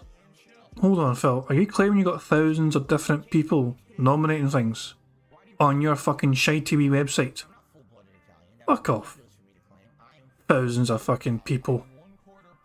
Fucking millions, the millions and millions of Phil fans nominating games for his channel. The fuck does I think he is? Nominating games, and one of their most nominated games just gets right into the final poll. It's a way to kind of bypass the system. All right, many priority things like that for members. When I do Ask the King, my bi-monthly Q&A show, which by the way is coming up later this month, and I will start talking about that in a week or two, they get their questions answered in a big priority over everybody else. Okay, so just throwing that out. I'm not trying to judge Phil here, but he's quite obsessed with Bi lately, isn't he? He's got the Bifrost Blue behind him, and he's got the bi-monthly fucking Ask the King. He's very obsessed with the word bi lately. It seems to be in his mind quite a lot lately, him being, him using the word bi. I wonder why Phil's obsessed with the word bi lately. I'm just curious about that, But I'm not judging the guy, each to their own, if that's what people, it's perfectly fine. As Phil's admitted before, he's bi, which is perfectly fucking fine. But it's just funny to see him fucking say it so much, is all. Bi, bi, bi.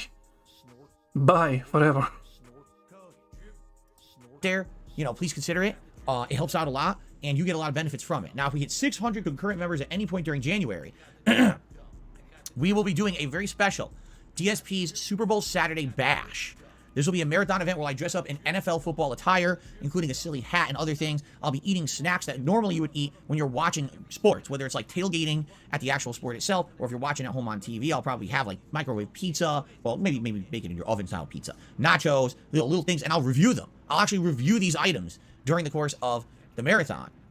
Hell, maybe I'll even have some beer, which I never drink, but maybe I'll try some beer, okay? In addition, I'll be reacting to Super Bowl ads of yesteryear. We'll look for old Super Bowl ads and do some reactions similar to how I did with the Black Friday Adpocalypse back in November. And in addition, I'll be playing classic games. We already found Tecmo Super Bowl is already on Nintendo Switch, but we actually found a few other retro sports games as well that perhaps we will dabble in. I'll play like a variety of sports games that day as well. Just a silly event, something for variety and fun. Something different. I've never done a sports-related event before. As you know, I'm not a big sports guy here in my adulthood, but it'd be pretty cool, I think. Something different, all right? So, if you want to see that cool marathon happen, that good variety. You heard that, right? Some idiot honked their horn really loud. If you want to see that cool variety, please consider becoming a channel member here on DSP Gaming. Thank you in advance to anyone who does. And now, let's get right into the shout-outs. Okay. Did he seriously go through all that without talking about gifted memberships? How is that possible? On the YouTube side of things, I don't see anything today. I see 58 likes. Thank you for the likes on the stream. Likes help, by the way, just as much as anything else. If you want to support the channel, there's so many ways you can support it. Liking the stream is a way to get engagement. That lets more people find. And here we fucking go. He's going to fucking get it here. We got engagement, which is another bingo right fucking there. And I guarantee he's going to fucking mention gifted memberships now. The shilling continues. Just wait for it. I'm waiting for him to take gifted memberships. He's going to definitely say it here. And my streams. Please like the stream if you're having a good time with it. You can do a super chat, a super sticker, a super thanks if you're watching this on demand as a video on YouTube. Wait for a it. membership, a gifted membership, a tip, all this stuff helps. It fucking is. I knew it was fucking coming. Jesus Christ, man. That is a triple bingo for that, you bloody hell.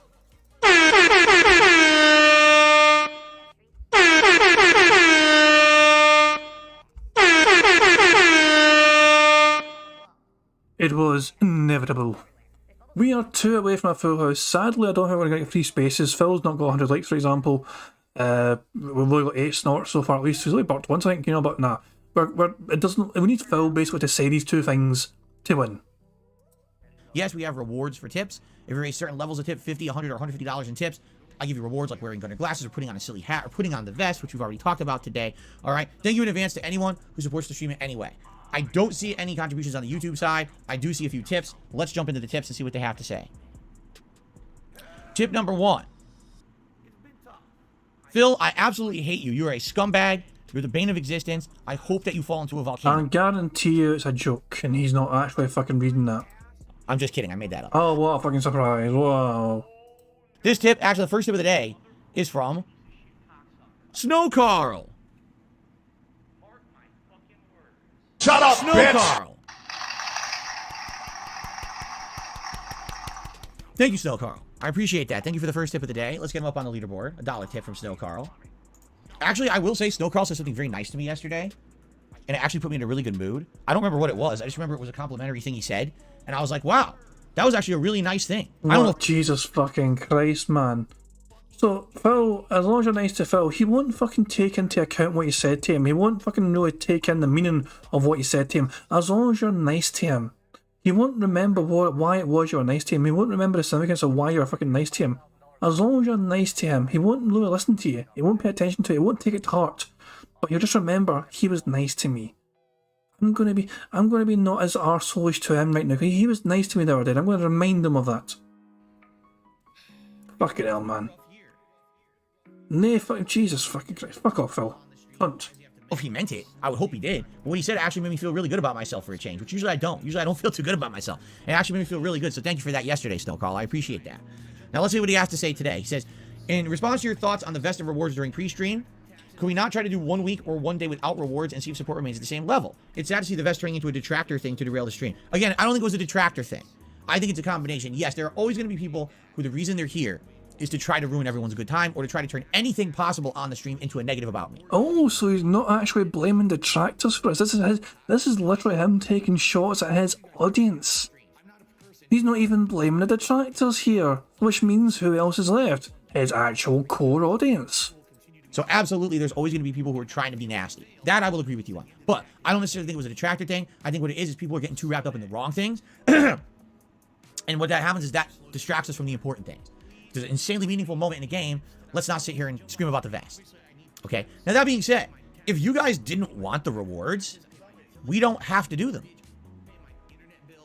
You know? I implemented them because you guys told me years ago that streamers who do this for a living have these kind of incentives, these tiered rewards, as a way to give back to their viewers, and that you would like to see something like that implemented. And it took us a long time to figure it out. Remember, I started doing this way back in 2017.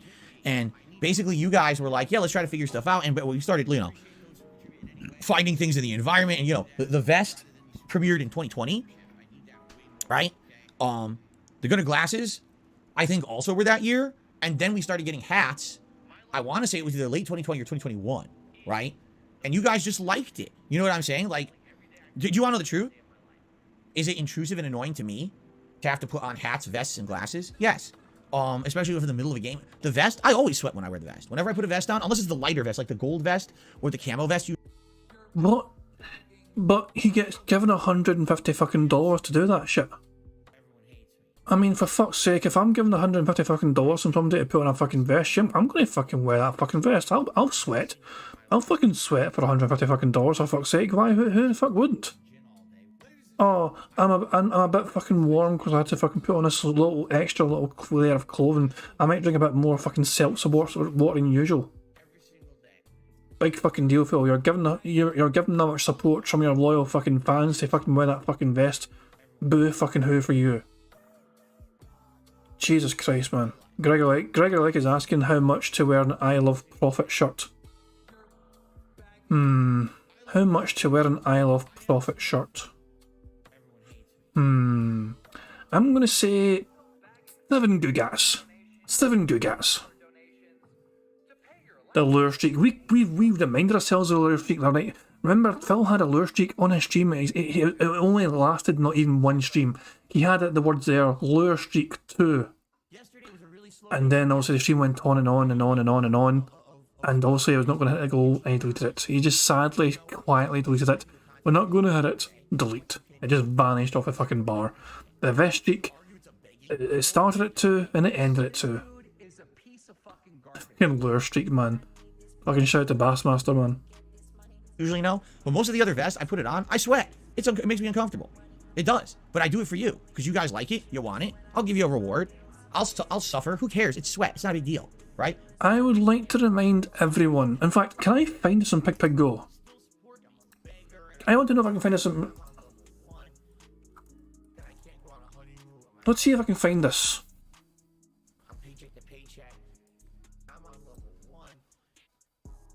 Oh, on a vest. I have not worn a vest on.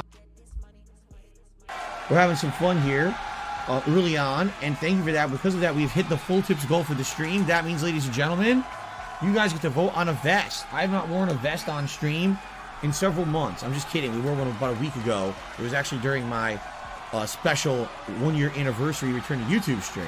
Whenever he goes a while without wearing a goddamn vest, he always drops his hints how it'd be nice for him to wear a vest. You know, he's not worn a vest for a while. Look at this shit, you know, Resident Evil here. I wore a vest last stream. I have not worn a vest in. Say it, Phil. Say it, Phil. Anyway, we're probably going to be doing all that normal stuff along the way. Let's go, as they say. No, I did not wear a vest last stream. I have not worn a vest in many streams, as I just literally said moments ago before I started recording again. Unbelievable, unbelievable. You got a job, you keep your money. Fuck that guy. But it is a little gross. It's a little uncomfortable, right? The hats, some of them aren't a big deal. Some of the hats are very comfy. I've told you this before. The Pikachu hat, which you think might be the most intrusive, is actually the most comfy hat I have. I don't know why. It's just super soft. So I love wearing the Pikachu hat because it always makes me feel like comfy when I wear it. But some of the other hats are not very comfy. All right, just being honest. And they bother me. You know, the cowboy hat I like, but if I wear it for a while, it does make my head kind of heat up a little bit. So, yeah, you know, is it a big deal? Like, would people be upset because now they've been in the process for 2.5, 3 years of having rewards? If there's no rewards, would they be upset? I don't know. What do you guys think? You know, for me, I don't mind doing it. I think people think it's a silly thing. They're gonna come on stream, Phil looks like an idiot today because he's wearing dumb shit. You know, it's kind of funny. I agree with you there, right? I don't know. It would maybe be an interesting experiment. But also, let's be honest. You know, this is a business as well as a hobby. I do need to make a living, and I don't know how many people might be upset if I just say, hey, we're eliminating rewards now. You know, would there be people who'd be like, well, that's kind of messed up. Now I'm not going to contribute. And then all of a sudden I have a dip in income. That would be bad. All right. You know, you always take that risk, I guess, right? You would hope the vast majority of people who contribute because they like the content, not because I want to see a hat today. Right. But you never know why yet. You know, I don't know. What I would say is let's maybe discuss it. Let's talk about it. Consider it. The Jasper Cat. And, you know, you guys let me know what you think. And, you know, we'll talk about it. But you know, again, it's not like the rewards are so horrible or anything. It's not like, oh my God, it's really suffering for me to do it. It's not. Don't get that impression. It's not at all. All right. Quite frankly, if I felt the rewards were that detrimental to the content, I would not do them. Okay. And please understand that too. Like for me, the content I'm putting out is the utmost priority. So please understand that I have to be putting out meaningful content or else I would not be here. So if the content becomes 100% about the vest, 100% about the hat, I wouldn't even do it anymore. I would definitely eliminate those. Okay, that's why, you know, 2.5 years ago during the vest streak, I had to speak up about people calming down about it. Okay, Jasper Kitty, you got your tail all over my face. What are you doing? What's going on, buddy? You like being in the office? I think he definitely likes being in the office. He enjoys it for variety. You know, he's not in there every day, but when he's in here, it's a little different. He likes it, right, buddy? Are you purring? He's purring. He's purring. Oh, Jasper, he's such a nut. In the mornings now, okay? And we don't know why, because he does this every day. Now, some mornings he gets up when my wife gets up. My wife goes to work in the morning. So he wakes up when she wakes up to get ready for work. But it's weird because some days he wakes up every day no matter what at 8 a.m. And we don't know why, because my wife doesn't get up at 8 a.m. He just wakes up at 8 a.m. every day, even if it's a day when we don't have to get up like on the earlier side. Even our day off, he wakes up at 8 a.m. And at 8 a.m., he demands snuggles. Either it's me or Cat, he demands that one of us snuggle him. So what I'll do is I'll put my arm out next to me, and he'll curl up in my arm, and I'll like hold him, and he'll snuggle next to me, and we'll actually fall asleep together for like another hour before we have to like get up or whatever. I don't know why. He just started doing it like a month ago. But I also don't know why the 8 a.m. thing, where it came from. All of a sudden, maybe it's because the clocks changed a month or two ago, and maybe in his mind, clocks don't change. He doesn't know what a clock is. So to him, maybe it's the same time. I don't know. Right? I don't know. But he loves it. It's cute. And then he purrs next to us. He purrs next to us. He's such a love bug cat. Like they claim he's the mojito kitty. Means he wants to be the life of the party. He wants to be involved in all activities. If we're cooking, he's got to be in the kitchen with us while we cook. If we're cleaning, he runs for the hills because he's deathly afraid of our vacuum cleaner. So the moment the vacuum comes out, he runs and hides until the vacuum is off, which is very, very hilarious. But anything else we do, he's got to be involved. He's always got to be up in it. When we're sitting on the couch, he wants to go snuggle between us on the couch. It's quite cute and silly. So, you're welcome in here, buddy. And today you're much better than yesterday. Yesterday he was not behaving. He was attacking that light. Today he's left it completely alone. Very good kitty. There he goes. And by the way, with the new setup now, no longer do I have a capture device sitting in the middle of my floor. It's over there with my consoles. He hasn't bothered anything. He's not attacking wires. He's not attacking capture devices. It's all neat. And, yeah, no issues with that whatsoever. So, big improvements. Snowcurl tipped a second $1. Thank you, Snowcurl, for your second tip. Let's see what he has to say here. He says, I appreciate the fact you speak directly to some members like myself or Plum Girl, but have you spoken to Plum to make sure she hasn't taken it personally or gets made into a meme in chat? If I need to, I will. We actually spoke again in chat right after our little mini discussion yesterday, but I haven't heard from her since. If she swings by, I'm sure we'll have a conversation. It's fine. You know me, I'm always available to talk if anyone ever has an issue. And I've always said this too. If anyone has an issue, talk to me about it, right? I've even said this, don't let it fester up. Don't let resentment build up, and the next thing you know, you're upset with someone. Trust me, I went through that with John Rambo and Howard. I went through that with other people before them, all right? I don't want to deal with resentment building up and having people so upset with me that then it just explodes later on, and they hate me. There's been people, I'm not kidding you, fans of mine, almost super fans of mine, okay? And then, next thing I know, years later, they hate me. Didn't that happen with a former moderator of mine on Twitch chat?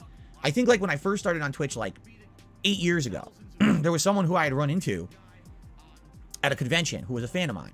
And so after that, they had asked when I started streaming, could they moderate for me? And I said, sure, you can moderate for me. Why not? So they were a moderator for me for like a year or two on Twitch chat. And then they just like disappeared, right? Years later, all of a sudden something's happening in my chat. I'm like, what's going on? People are being like banned and stuff. Like, huh? So there's a legacy moderator who I haven't seen in years, who hasn't been involved with my content. I haven't spoken to them. And they're just like, they're just fucking with my chat, huh? So I demod them or whatever. And then come to find out, this guy, I guess, puts out a video. And again, I don't even remember who this person is. Oh, I hate Phil because of this. It's like, could you be any more like in your own world? Like, no one knows who you are, right? Like, no one, I haven't talked to you in years and years. It wasn't like we had a close personal relationship or whatever, or even had a falling out. You literally disappeared from my chat and my content for years, and you came back and you started like banning people like a jerk, right? Like, what is that about? But that's what I mean. Like, some people, they listen to the negativity about me on the internet, or they have one negative interaction with me, and all of a sudden it becomes like, that's it, right? Now it's time to build up resentment and then, strike when the iron is hot or whatever it is, So what I would say is, if anyone, and not just Plum Girl, but if anyone ever has an issue with me, let's hash it out. Let's talk. You can always email me. There's different ways we can communicate. And, that's the way to go about it. Don't let resentment build up. Don't let people get upset with each other or whatever. In life, here's the other thing, too, that I understand that in life sometimes people have disconnects. Or, for example, maybe there's someone who you're a big fan of. You like their content. And after a while, you kind of fall out of love with the content. You're not that interested in it anymore. And you want to move on. But maybe you feel pressured to stay because you've been there for a long time. Everyone changes over time. Like I told you guys, I used to be ultra super fans of AVGN and Nostalgia Critic. Now, just this last year, I started watching some of their content again, and I'm like, wow, AVGN, he doesn't even feel anything like he used to. It doesn't even feel like it's him. It feels like someone else is making the videos, because it really is, from what I understand. It's actually his partnership company that now writes scripts and films the videos. He's just an actor now, and it shows. Nostalgia Critic really feels like he lost his steam years and years ago, even though he still makes the same kind of content. It just, again, I think what it is in regards to Nostalgia Critic, he went through the ringer. Like, there was like a million controversies where there was so much wrongdoing, and it wasn't him, but it was like other staff and stuff, and he just got so beat up that it almost feels like he gave up on growing, and he just wants to stay in his lane now and not go too crazy anymore, which is fine. But I always watch this. Now I watch the stuff, and I'm like, I used to be a super fan of this stuff, and now I watch it, I'm like, yeah, and I'm sure there's people who feel the same about me. Maybe 10 years ago, you were a super fan of my stuff. and you don't like it anymore because I'm different. I'm an older guy. I'm a mellow guy. I'm a lot different now than I was back then. That's fine. But whatever you do, don't let resentment build. Be a kind of person. If you got a problem with someone, be upfront about it or move on. I'll miss you, but man, it'd be sad to have people just leave. At the same time, better to just leave than, again, to very similar to what I was saying earlier on this podcast, to end up being nasty. You know what I'm saying? I just don't see the point of that, you know? Anyway, let's continue. Our next tip is a $15 tip. From Anonymous. There's no name attached to this one, so I'm not sure who it's from. Because I was listening to your FedEx story in the morning. Believe it or not, I'm going through my own nightmare shipping story. I ordered a 65-inch Sony TV on Amazon. It was scheduled for yesterday. On Amazon, it says it was delivered 6:30 a.m. left at my front door. I woke up at 10. There's no TV there. The moron left my TV at the front door. Oh, this idiot left my TV at the front door, didn't ring the doorbell. A big package screaming, please take me. The package requires a signature on delivery, but there was no signature given. Shaking my head, I think it got stolen. And he was told me I have to wait till the end of day to take any action. My thing is, aside from that really sucks. Aside from that, Happy New Year. Your TV streamer inspired me to finally upgrade my TV, which now I don't have, sadly. Wow. So whoever that is, they didn't put a name attached. Thank you very much for the $15 tip. I'm really sorry to hear that. That is bullshit. If you have a signature required and they don't actually ask for the signature, that's illegal. That's actually a legal liability for them. Because you do that for a reason, right? If there's a shipment of a certain dollar value, they're supposed to do that on purpose to prove it's going to the right person. If they don't get that, you know, they're legally at fault. Now, since you did order from Amazon, likely Amazon will take care of it for you, right? So that's a good thing. Hopefully Amazon will take care of that for you. They usually do go the extra mile. Once it's proven that that's not coming and you didn't get it, they should hopefully do something for you. That's just crazy, though, to me that they delivered it, didn't ring your doorbell, didn't get the signature required for a giant item that's very valuable. That's nuts. Because, you know, they could be in trouble for that. So, I'm sorry to hear that. Thank you for the tip. I hope it gets, if you don't get the TV, I hope it gets resolved by Amazon and they either send you a replacement or you get your money back. That sounds like shit. Wow. This is hilarious. Someone tipped me $1 just to insult me. And of course, as you guys know, I told you guys I'm not entertaining that stuff anymore. I could sit here and read it and be toxic. I'm not going to pay attention, whatever. Anyway, thank you, Mateo, for the first super chat of the day. He says, a stream or two without rewards might work. Yes, you know, we already suggested that. Again, I'd like your guys' feedback on that. I can tell you people seem torn. Some people are saying, maybe try it, and others are like, no, we like the rewards, don't take them away. Again, I think that's what's going to happen is no matter what I do, you're going to see a dichotomy of people, and no one's going to have a consensus on what we should do. Because some people really like it, some people don't. You know, I don't know. So, Jasper, now wait a minute. You were being a good boy. Jasper Kitty, stop that. You were being a good boy, and now you're going to attack those lights? That's not good. Jasper, don't make me get the water bottle. Jasper, you're listening to me? Leave the lights alone. He's attacking the lights. He's going to get hurt. If he bites those lights, he might get electrocuted. You can't do that. Those aren't for you. The lights are not for you, buddy. Okay? Leave them alone. I don't mind if you go back there, and I don't mind if you lay there. You cannot bite and attack the lights. You're going to get hurt. And we can't have you getting hurt, all right? It's too important. I wish you'd understand English. How do you talk to a cat so they understand what you're saying in English? Anyone know? Jasper, what did I just say? Shut up, bitch! Stop that. Because now he moved it. Now I got to move the lights back because he moved them. Bruh. Jasper, leave it alone. Jasper, I'm going to get the water bottle in a second. You're not going to like it. And I don't want to. Shut the fuck up, you cunt! Shut your hole. I know. You're just trying to play. I know. I know you just want to play. I know you're a nut. He's rolling. He's writhing around on the ground like a worm. Ah, he's biting my foot. Ah. You are a knucklehead. Jasper, I just want you to understand. You got to be safe. You can't be messing with that, okay? I don't want to have to get this water bottle, but I'm going to grab it just in case. I don't want to use it. I haven't used it in ages, but I got to be ready if he keeps messing with that light. Jasper, what did I say? I said no, and that means that you just, that's fine. You want to sit there, that's okay. You can just sit there. You cannot mess with that light, okay? Now I got to keep an eye on him.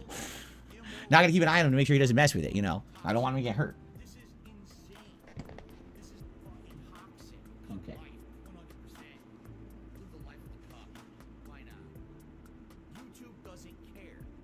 String. Okay. All right, be a good boy, okay? You can sit back there if you want in the light, but just be careful. And don't look directly at the light. It's pretty bright. All right, we'll see if he behaves or not. I got the bottle here if I need it. I hope not. Okay. Alex from Phoenix re-upped his membership for 4 months, and he says, have you guessed the answer to Brock's riddle? I don't remember the riddle. I think we had figured it out at first, didn't we? Wasn't it the more you take, the less you have, or something like that? And some people had said it was like a hole, because the more dirt you take, the less you have, because it's a big empty space. Something like that. I don't know, we were talking about it, and I think we had actually figured it out when he had first told the riddle over a month ago. But it's been so long since he told the riddle, I don't even remember what the riddle was anymore. I forgot the riddle. Jasper, I got my eye on you. I got my eye on you. Just so you know. He looks at me like, Dad, I'm not doing anything, Dad. No, really. And I turn, he's like, haha, time to mess with this light again. Oh my God, this cat. Your name on the leaderboard is wrong. Mateo the God. What did I spell wrong? Mateo. M-E. Oh, it's an A. Oh, really? Oh. You know why I spelled it with E? Because that's how you spell Meteo in Final Fantasy. That's why I spelled it like that. My bad. That's, in my head, when I hear Mateo or Meteor, I think Final Fantasy. So I spelled it with an E. My fault. I fixed it. Okay. I received another tip. What's up, Happy Gaming? How are you today? Jay says, I watched your Call of Duty video. I'm happy for you. Your first win in Warzone. He says, even when I'm sick, I'm still always here. I'm sorry you're sick, man. Jade, I seriously hope you feel better, man. I feel so bad because, you know, you were fine. Well, you didn't feel good around Christmas. Then you were fine. And all of a sudden you feel bad again. And that sucks. Especially this time of year. You know, I hope that you feel better. Seriously. It's good to have you here today. Popsicle Nibbles tipped $1. And he's talking about the negative person I talked about earlier. We don't need to go into detail about them. Because the thing is, you know, it's the distant past. It's nonsense. You know. But that's what I mean. Like, again, why do people let stuff build up and resent? And then you come back and you're going to be nasty to me after years. Like, I don't even know who you are at this point. So disconnected from reality. I'm going to come back because I got a big grudge against Phil. Like, Phil doesn't even know you. Who are you? Why are you here? Why are you being nasty to Phil? Phil, you know, what are you talking about? Anyway, no, not Plum Girl. Shut up about that. Because what it is now, people are going to try to cause drama. They're going to be saying, oh, Plum Girl, Plum Girl. No. Shut up about that. It's not. We're not talking about her. All right? Stop that immediately. I don't want to hear that nonsense. Well, that's not the case. Okay? Okay. So, guys, we still got some extra time. Uh-oh, he's in the corner again. We got some extra time. If you'd like to ask me a question, please tag me in the stream chat. Or if you contribute in any way, I'll go, whoa. Why did the camera do that? That was weird. Or if you have, contribute in any way, I'll give you a shout out as well. Why did the camera unzoom? Like, if I turn like this, does it think that I'm out of focus? Jasper, what did I... Okay, dokie. So, that's a double bingo right there.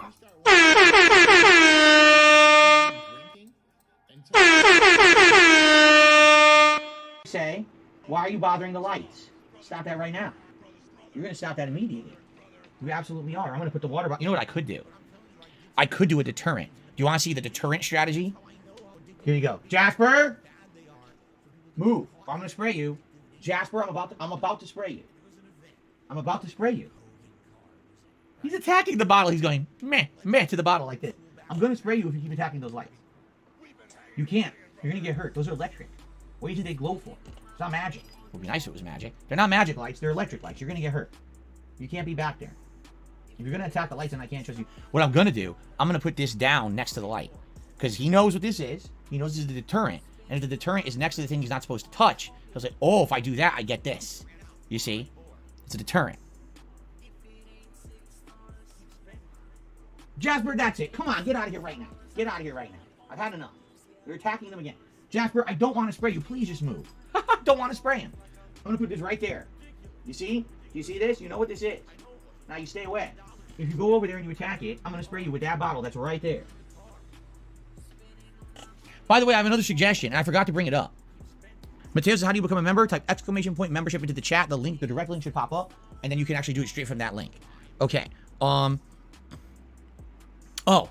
So a suggestion. As you can see for the podcast, I think this layout works well, correct? The art looks good and everything. But what I noticed, all right, is that what was happening during the gameplay yesterday. Jasper? Jasper, tell me you're not touching that. During the gameplay yesterday, you couldn't really see the light that well because the artwork was basically taking up all the camera space. Well, oh, that's it. Jasper, that's it. You're in big trouble now. That's it. You're in big trouble. Big trouble for little kitty. That's it. I had to spray him. He kept biting it. He was biting it again. I had to spray him. And I didn't want to, but what am I going to do? I tried every possible deterrent, and he wasn't listening. Every possible deterrent, he had to get the spray. And I feel really bad about that. Now he's cleaning himself. What are you going to do? I have to make him know, don't go there. You're going to get hurt. I really don't want... I know, exactly. He's trying to get electrocuted. Like, what is he doing? I don't know why he's doing this. He Money, keeps attacking money, the wire. yeah, yeah. Money, money. Oh, money, money, yeah, yeah. Money, money. Thank you very much to Black Mage for Super Chat. It says Black Mage 666 wants to know why King Jad doesn't refer to himself in the third person. Also, look at his pathetic mess. His own cat doesn't even respect him. I just won't, I guess. I don't know what to say, but thank you very much, Black Mage for Super Chat. I appreciate it. King Jad appreciates it. Exactly. He's trying to get electrocuted. Like, what is he doing? I don't know why he's doing it. He keeps attacking the wire. He thinks it looks nice. I mean, it does look nice, admittedly. But there we go. I gotta do what's best and safe for him, and you know, that means keeping him away from it. So now I feel bad. I really do, because I didn't want to do that. Oh, if Jasper wants to get electrocuted, let him? No, I'm not going to let my cat get electrocuted. That'd be very stupid. That'd be very... That's called being a terrible parent to a pet. To let them hurt themselves. No, you're not going to do that. Okay? Anyway.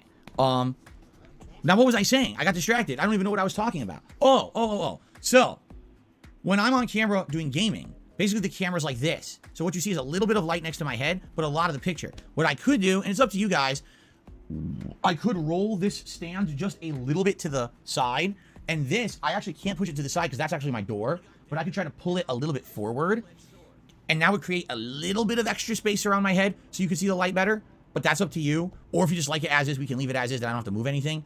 You guys think about what you want, okay? Iced water, boy, you don't understand. He says, just pick him up and move him. Are you crazy? Pick him up and move him. Do you want to know what a cat does when you just pick it up and move it? It goes right back to where it wanted to be. Seriously, like, you have no concept of having a cat. That cat, like, what are you? You move me? Watch this. Zoop, right back to where it's not supposed to be. 10 times out of 10, it doesn't care. You've got to give it a deterrent. Now, I don't want to give it a negative deterrent. I would much rather give him a positive reinforcement. But what positive reinforcement do I get him to stay away from the light? I don't know. You know, I was trying to be nice. You notice when he was here on my lap, I was trying to be nice. This, you're welcome here. Be over here, not over there, right? Hopefully now he gets that association in his head. Okay, you know, I'm going to get wet if I go over there. I don't want to go over there. I don't want to mess with that, right? I hope. So I guess we'll see what happens. Hopefully he doesn't. You know, I don't want to be having him go over there and have a chance to get hurt. Okay. Okay.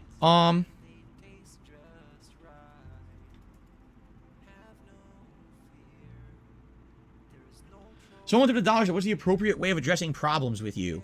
Because sometimes you say to people in chat that they're being negative. First of all, if you have a concern or a question and you address it in a logical manner, not an insulting manner, you just darted off down the hallway. 10 times out of 10, I'm going to be okay with addressing it. There's a few cases, for example, right now we have 10 minutes left on the podcast.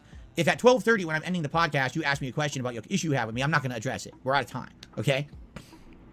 But a lot of the time, as long as you're doing it in a nice fashion, I'm not saying you have to kiss my butt or sugarcoat it. I'm just saying, as long as, you know, you're being nice about it, then I will likely give it a rational response. All right? If you come in agitated and you say insulting things, then I'm probably going to give it an agitated, insulted response or just blow it off. Like I said, 9 times out of 10 today, I'm not even going to waste my time on what I consider troll stuff anymore. There's just no point. Okay? In reality, as long as the outcome of me addressing something becomes positivity, or excuse me, a possibility for change, positive change, then I'm all for it. Because I don't want to waste my time anymore with the nonsense of just going in circles over nonsense and then it doesn't go anywhere. But if if Phil addresses this, there could be positive change in his content and everyone could benefit, then I'm down for it. You see? How? You could email me. You could, you know, talk on a stream. I mean, you know the ways. I'm not unreachable. I'm a public guy. You know? I don't have a Reddit for some reason. Everyone's, oh, it's a Reddit. Fuck Reddit. It's fucking shit. There's tons of other ways that you can reach me, way more personable than Reddit. Okay? Okay. Fandango has tipped me $1 and says, I just finished Ragnarok. I feel empty inside because we won't get a game with such that great of a story in a long time. You're probably right. If you haven't noticed, if you really haven't noticed, we don't get games with stories like Ragnarok that often anymore, right? At one point, I felt like we were. Like, there was a few years there around the time of BioShock and Mass Effect 1 We were getting games with ridiculously outstanding stories. And the narrative was actually, in my opinion, in a lot of cases, the focus, while everything else was kind of built around that narrative. Today, it seems like make the game that's going to sell first and then base everything else around the game that will sell. So whether that means copy what everyone else has done, right? And just be identical to what everyone else has done that's already sold, but then add our own little unique spin to it, say it's our own game when in reality it's not, you just copy. Or make a sequel, a shameless sequel to a sequel to a sequel, or a spin-off, right? There's a lot of lack of originality these days. And a lot of follow this paint by numbers formula because there's already been a game that's been successful in this genre or in the style. And we want to follow along with that popularity and make money. I hate to say it, you know, this is what happens when all kinds of entertainment goes mainstream. It becomes less about the art and the experience. It becomes more about the dollars, right? And I hate to say it, when you got games like Call of Duty, when you got games like Madden, hell, when you got games like Fortnite, because this is one of the big offenders now, that become the biggest money makers of the year, every year, day in, day out, you will not see innovation.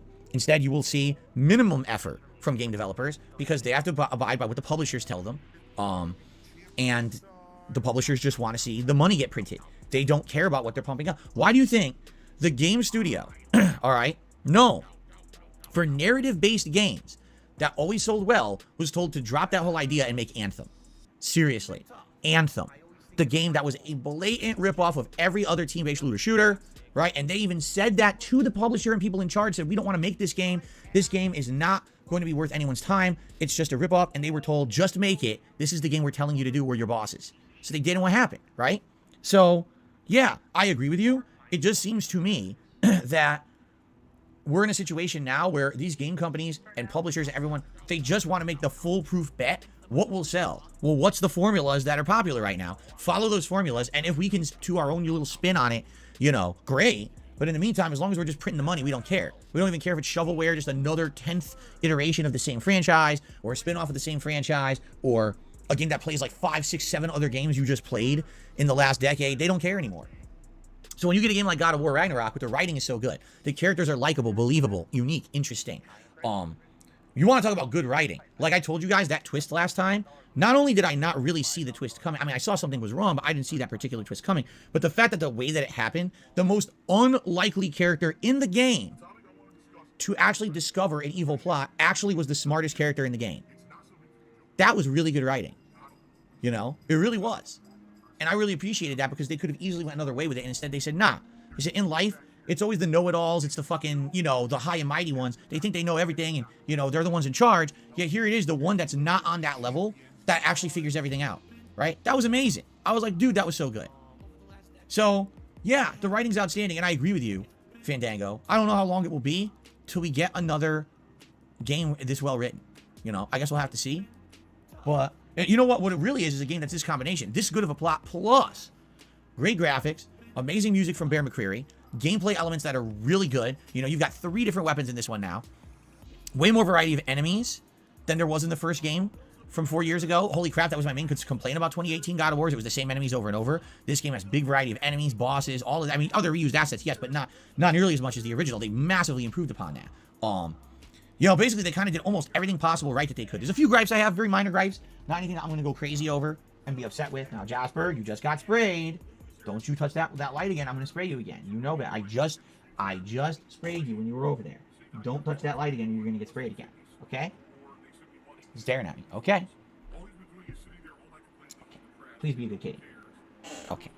Keep an eye on him. So, but that's the point. It's like the complete package. You know, we can argue Elden Ring was best in class for that style of game. I will agree with you. Although I'll admit, I do think I enjoy Dark Souls 1 more. I think the reason I enjoy it more is because of nostalgia, and it was the first game of that type that I really experienced. So it's kind of like, I always tell you guys, I think Super Mario Bros. 1 will always be my favorite platformer, even though arguably it's not the best one on paper.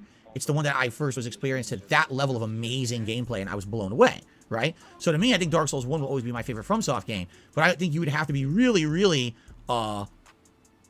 you would have to be hard-pressed to try to make an argument to not say that Elden Ring isn't the best game that FromSoft has ever made, right?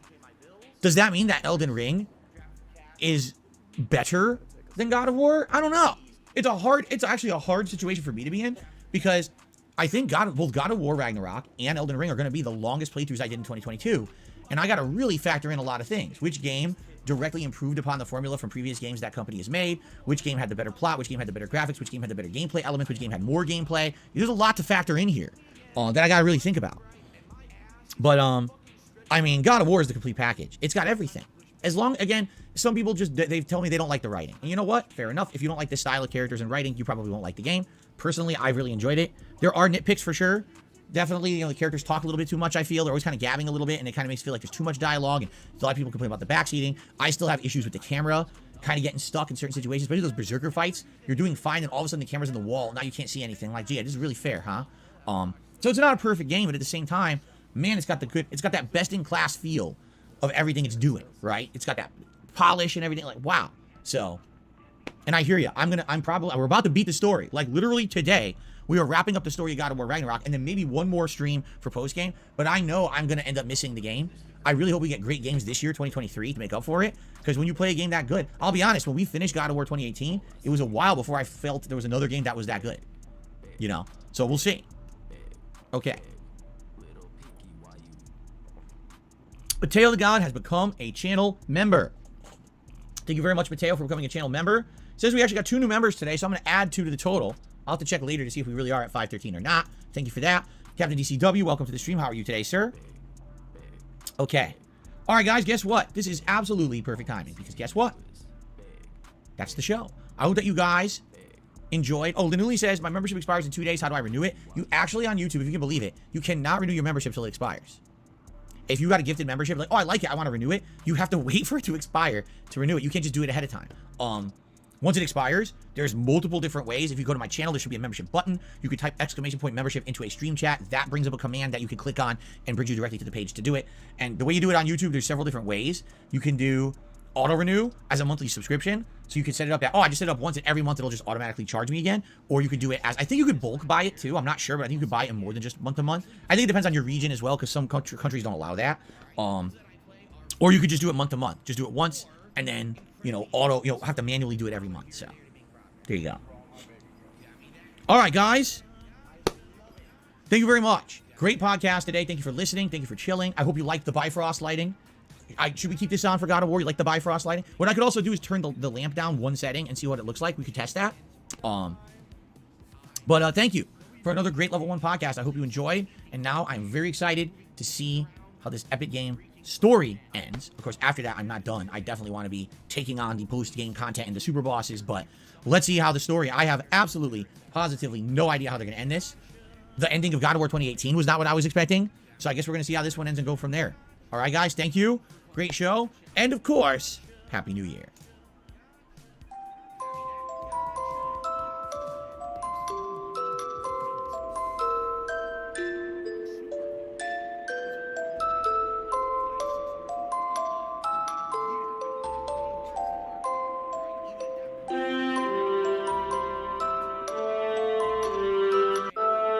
What it looks like, we could try that. Okay, let's get set up, everyone. So you guys are saying you want to see if I lower the lighting, what it looks like. We could try that. Let's get the camera resized, first of all. You're going to see what I mean. So now when I resize the camera, watch this. Immediately, you can barely see the lighting. You see that? It's very hard to see. You can only see it like here and here on the sides of my head, see? And that's really it. I'll turn down the light. You want me to turn it down to level 1 and see what it looks like? I'll do that. Let me go turn the lamp down a little bit.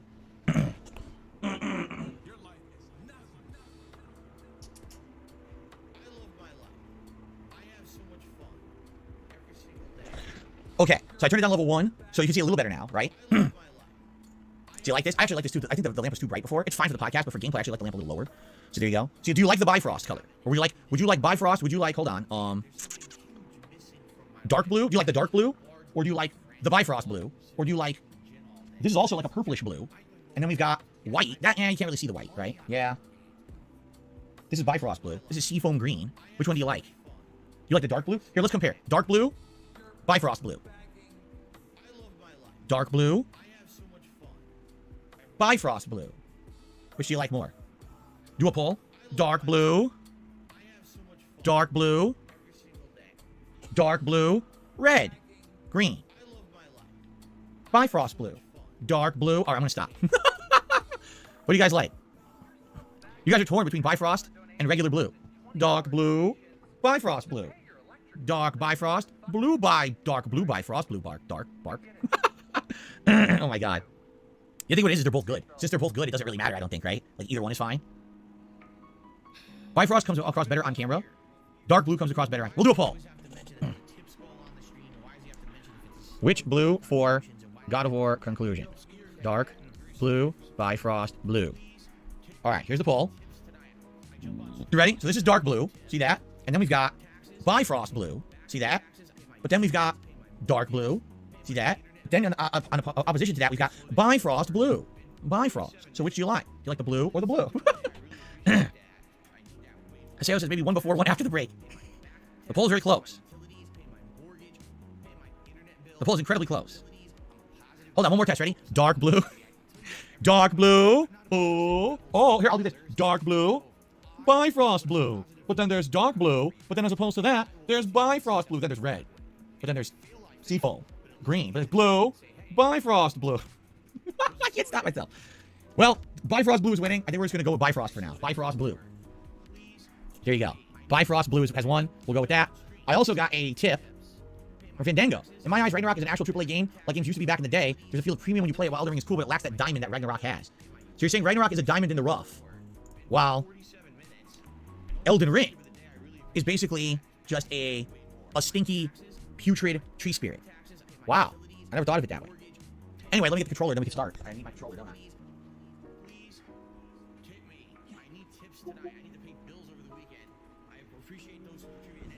Great, Jade. This is okay finally today. I'm glad to hear that, Jade. Really. Really. We like having you around, man. Okay. Let's boot her up and let's get started with the finale, everyone. Remember, last time, we had just finished up the Ravens of Odin questline, meaning we had fought the optional boss. That comes out after you get all the Ravens, and we got a big reward and everything. So, that's kind of interesting. We're going to see how it goes now, right? Yes, the controller's literally been charging the entire time. Like I said, last time I swear I'd done that too, but I think what it is I unplugged it during the podcast, and it sat over here, and I think it literally sat idle for 2 hours and somehow drained the battery. Figure that one out. By the way, has everyone ever showed you that the controller glows the same colors as, like, Frost when you play God of War Ragnarok? It does. It's like a bluish white. It's kind of neat, because remember, this controller can do all kinds of colors, and it's bluish white during God of War Ragnarok. Kind of sweet. All right, guys, we ready? Let's do this. Ladies, gentlemen, and everyone else, I would like to say welcome. Bugger.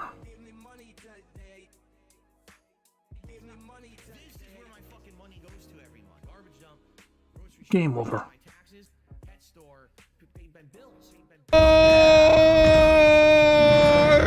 Well, that's live. Oh, well, we're done.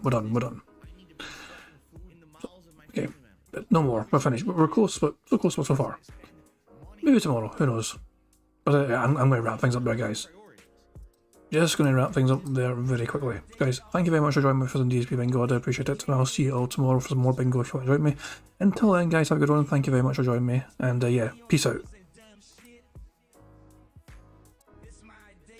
On September 14th, a pre-authorized payment of $16.51 from PayPal.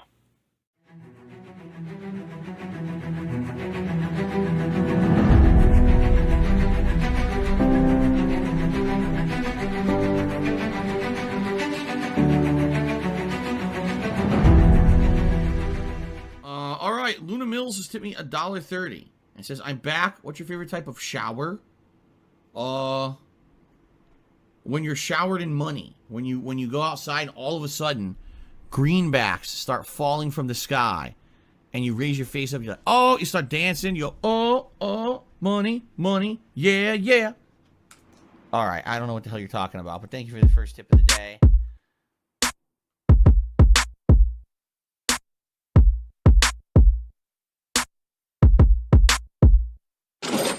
Money, yeah, yeah. Money, oh, money, yeah, yeah. Money, yeah, yeah. Money, oh, money, yeah, yeah. These contributions are mandatory. Money, yeah, yeah. Money, oh, money, yeah, yeah. Money,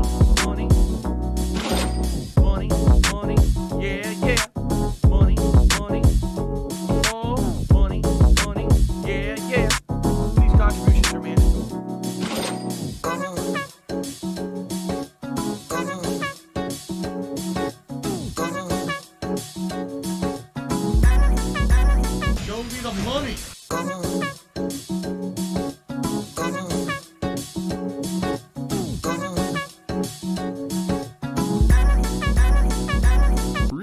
Money, money, yeah, yeah. Money, money. Oh, money, money, yeah, yeah. Money, money. Money, money, yeah, yeah. Money, money. Oh, money, money, yeah, yeah. These contributions are mandatory. And it's gone. Just gone like that. In an instant. Fucking gone.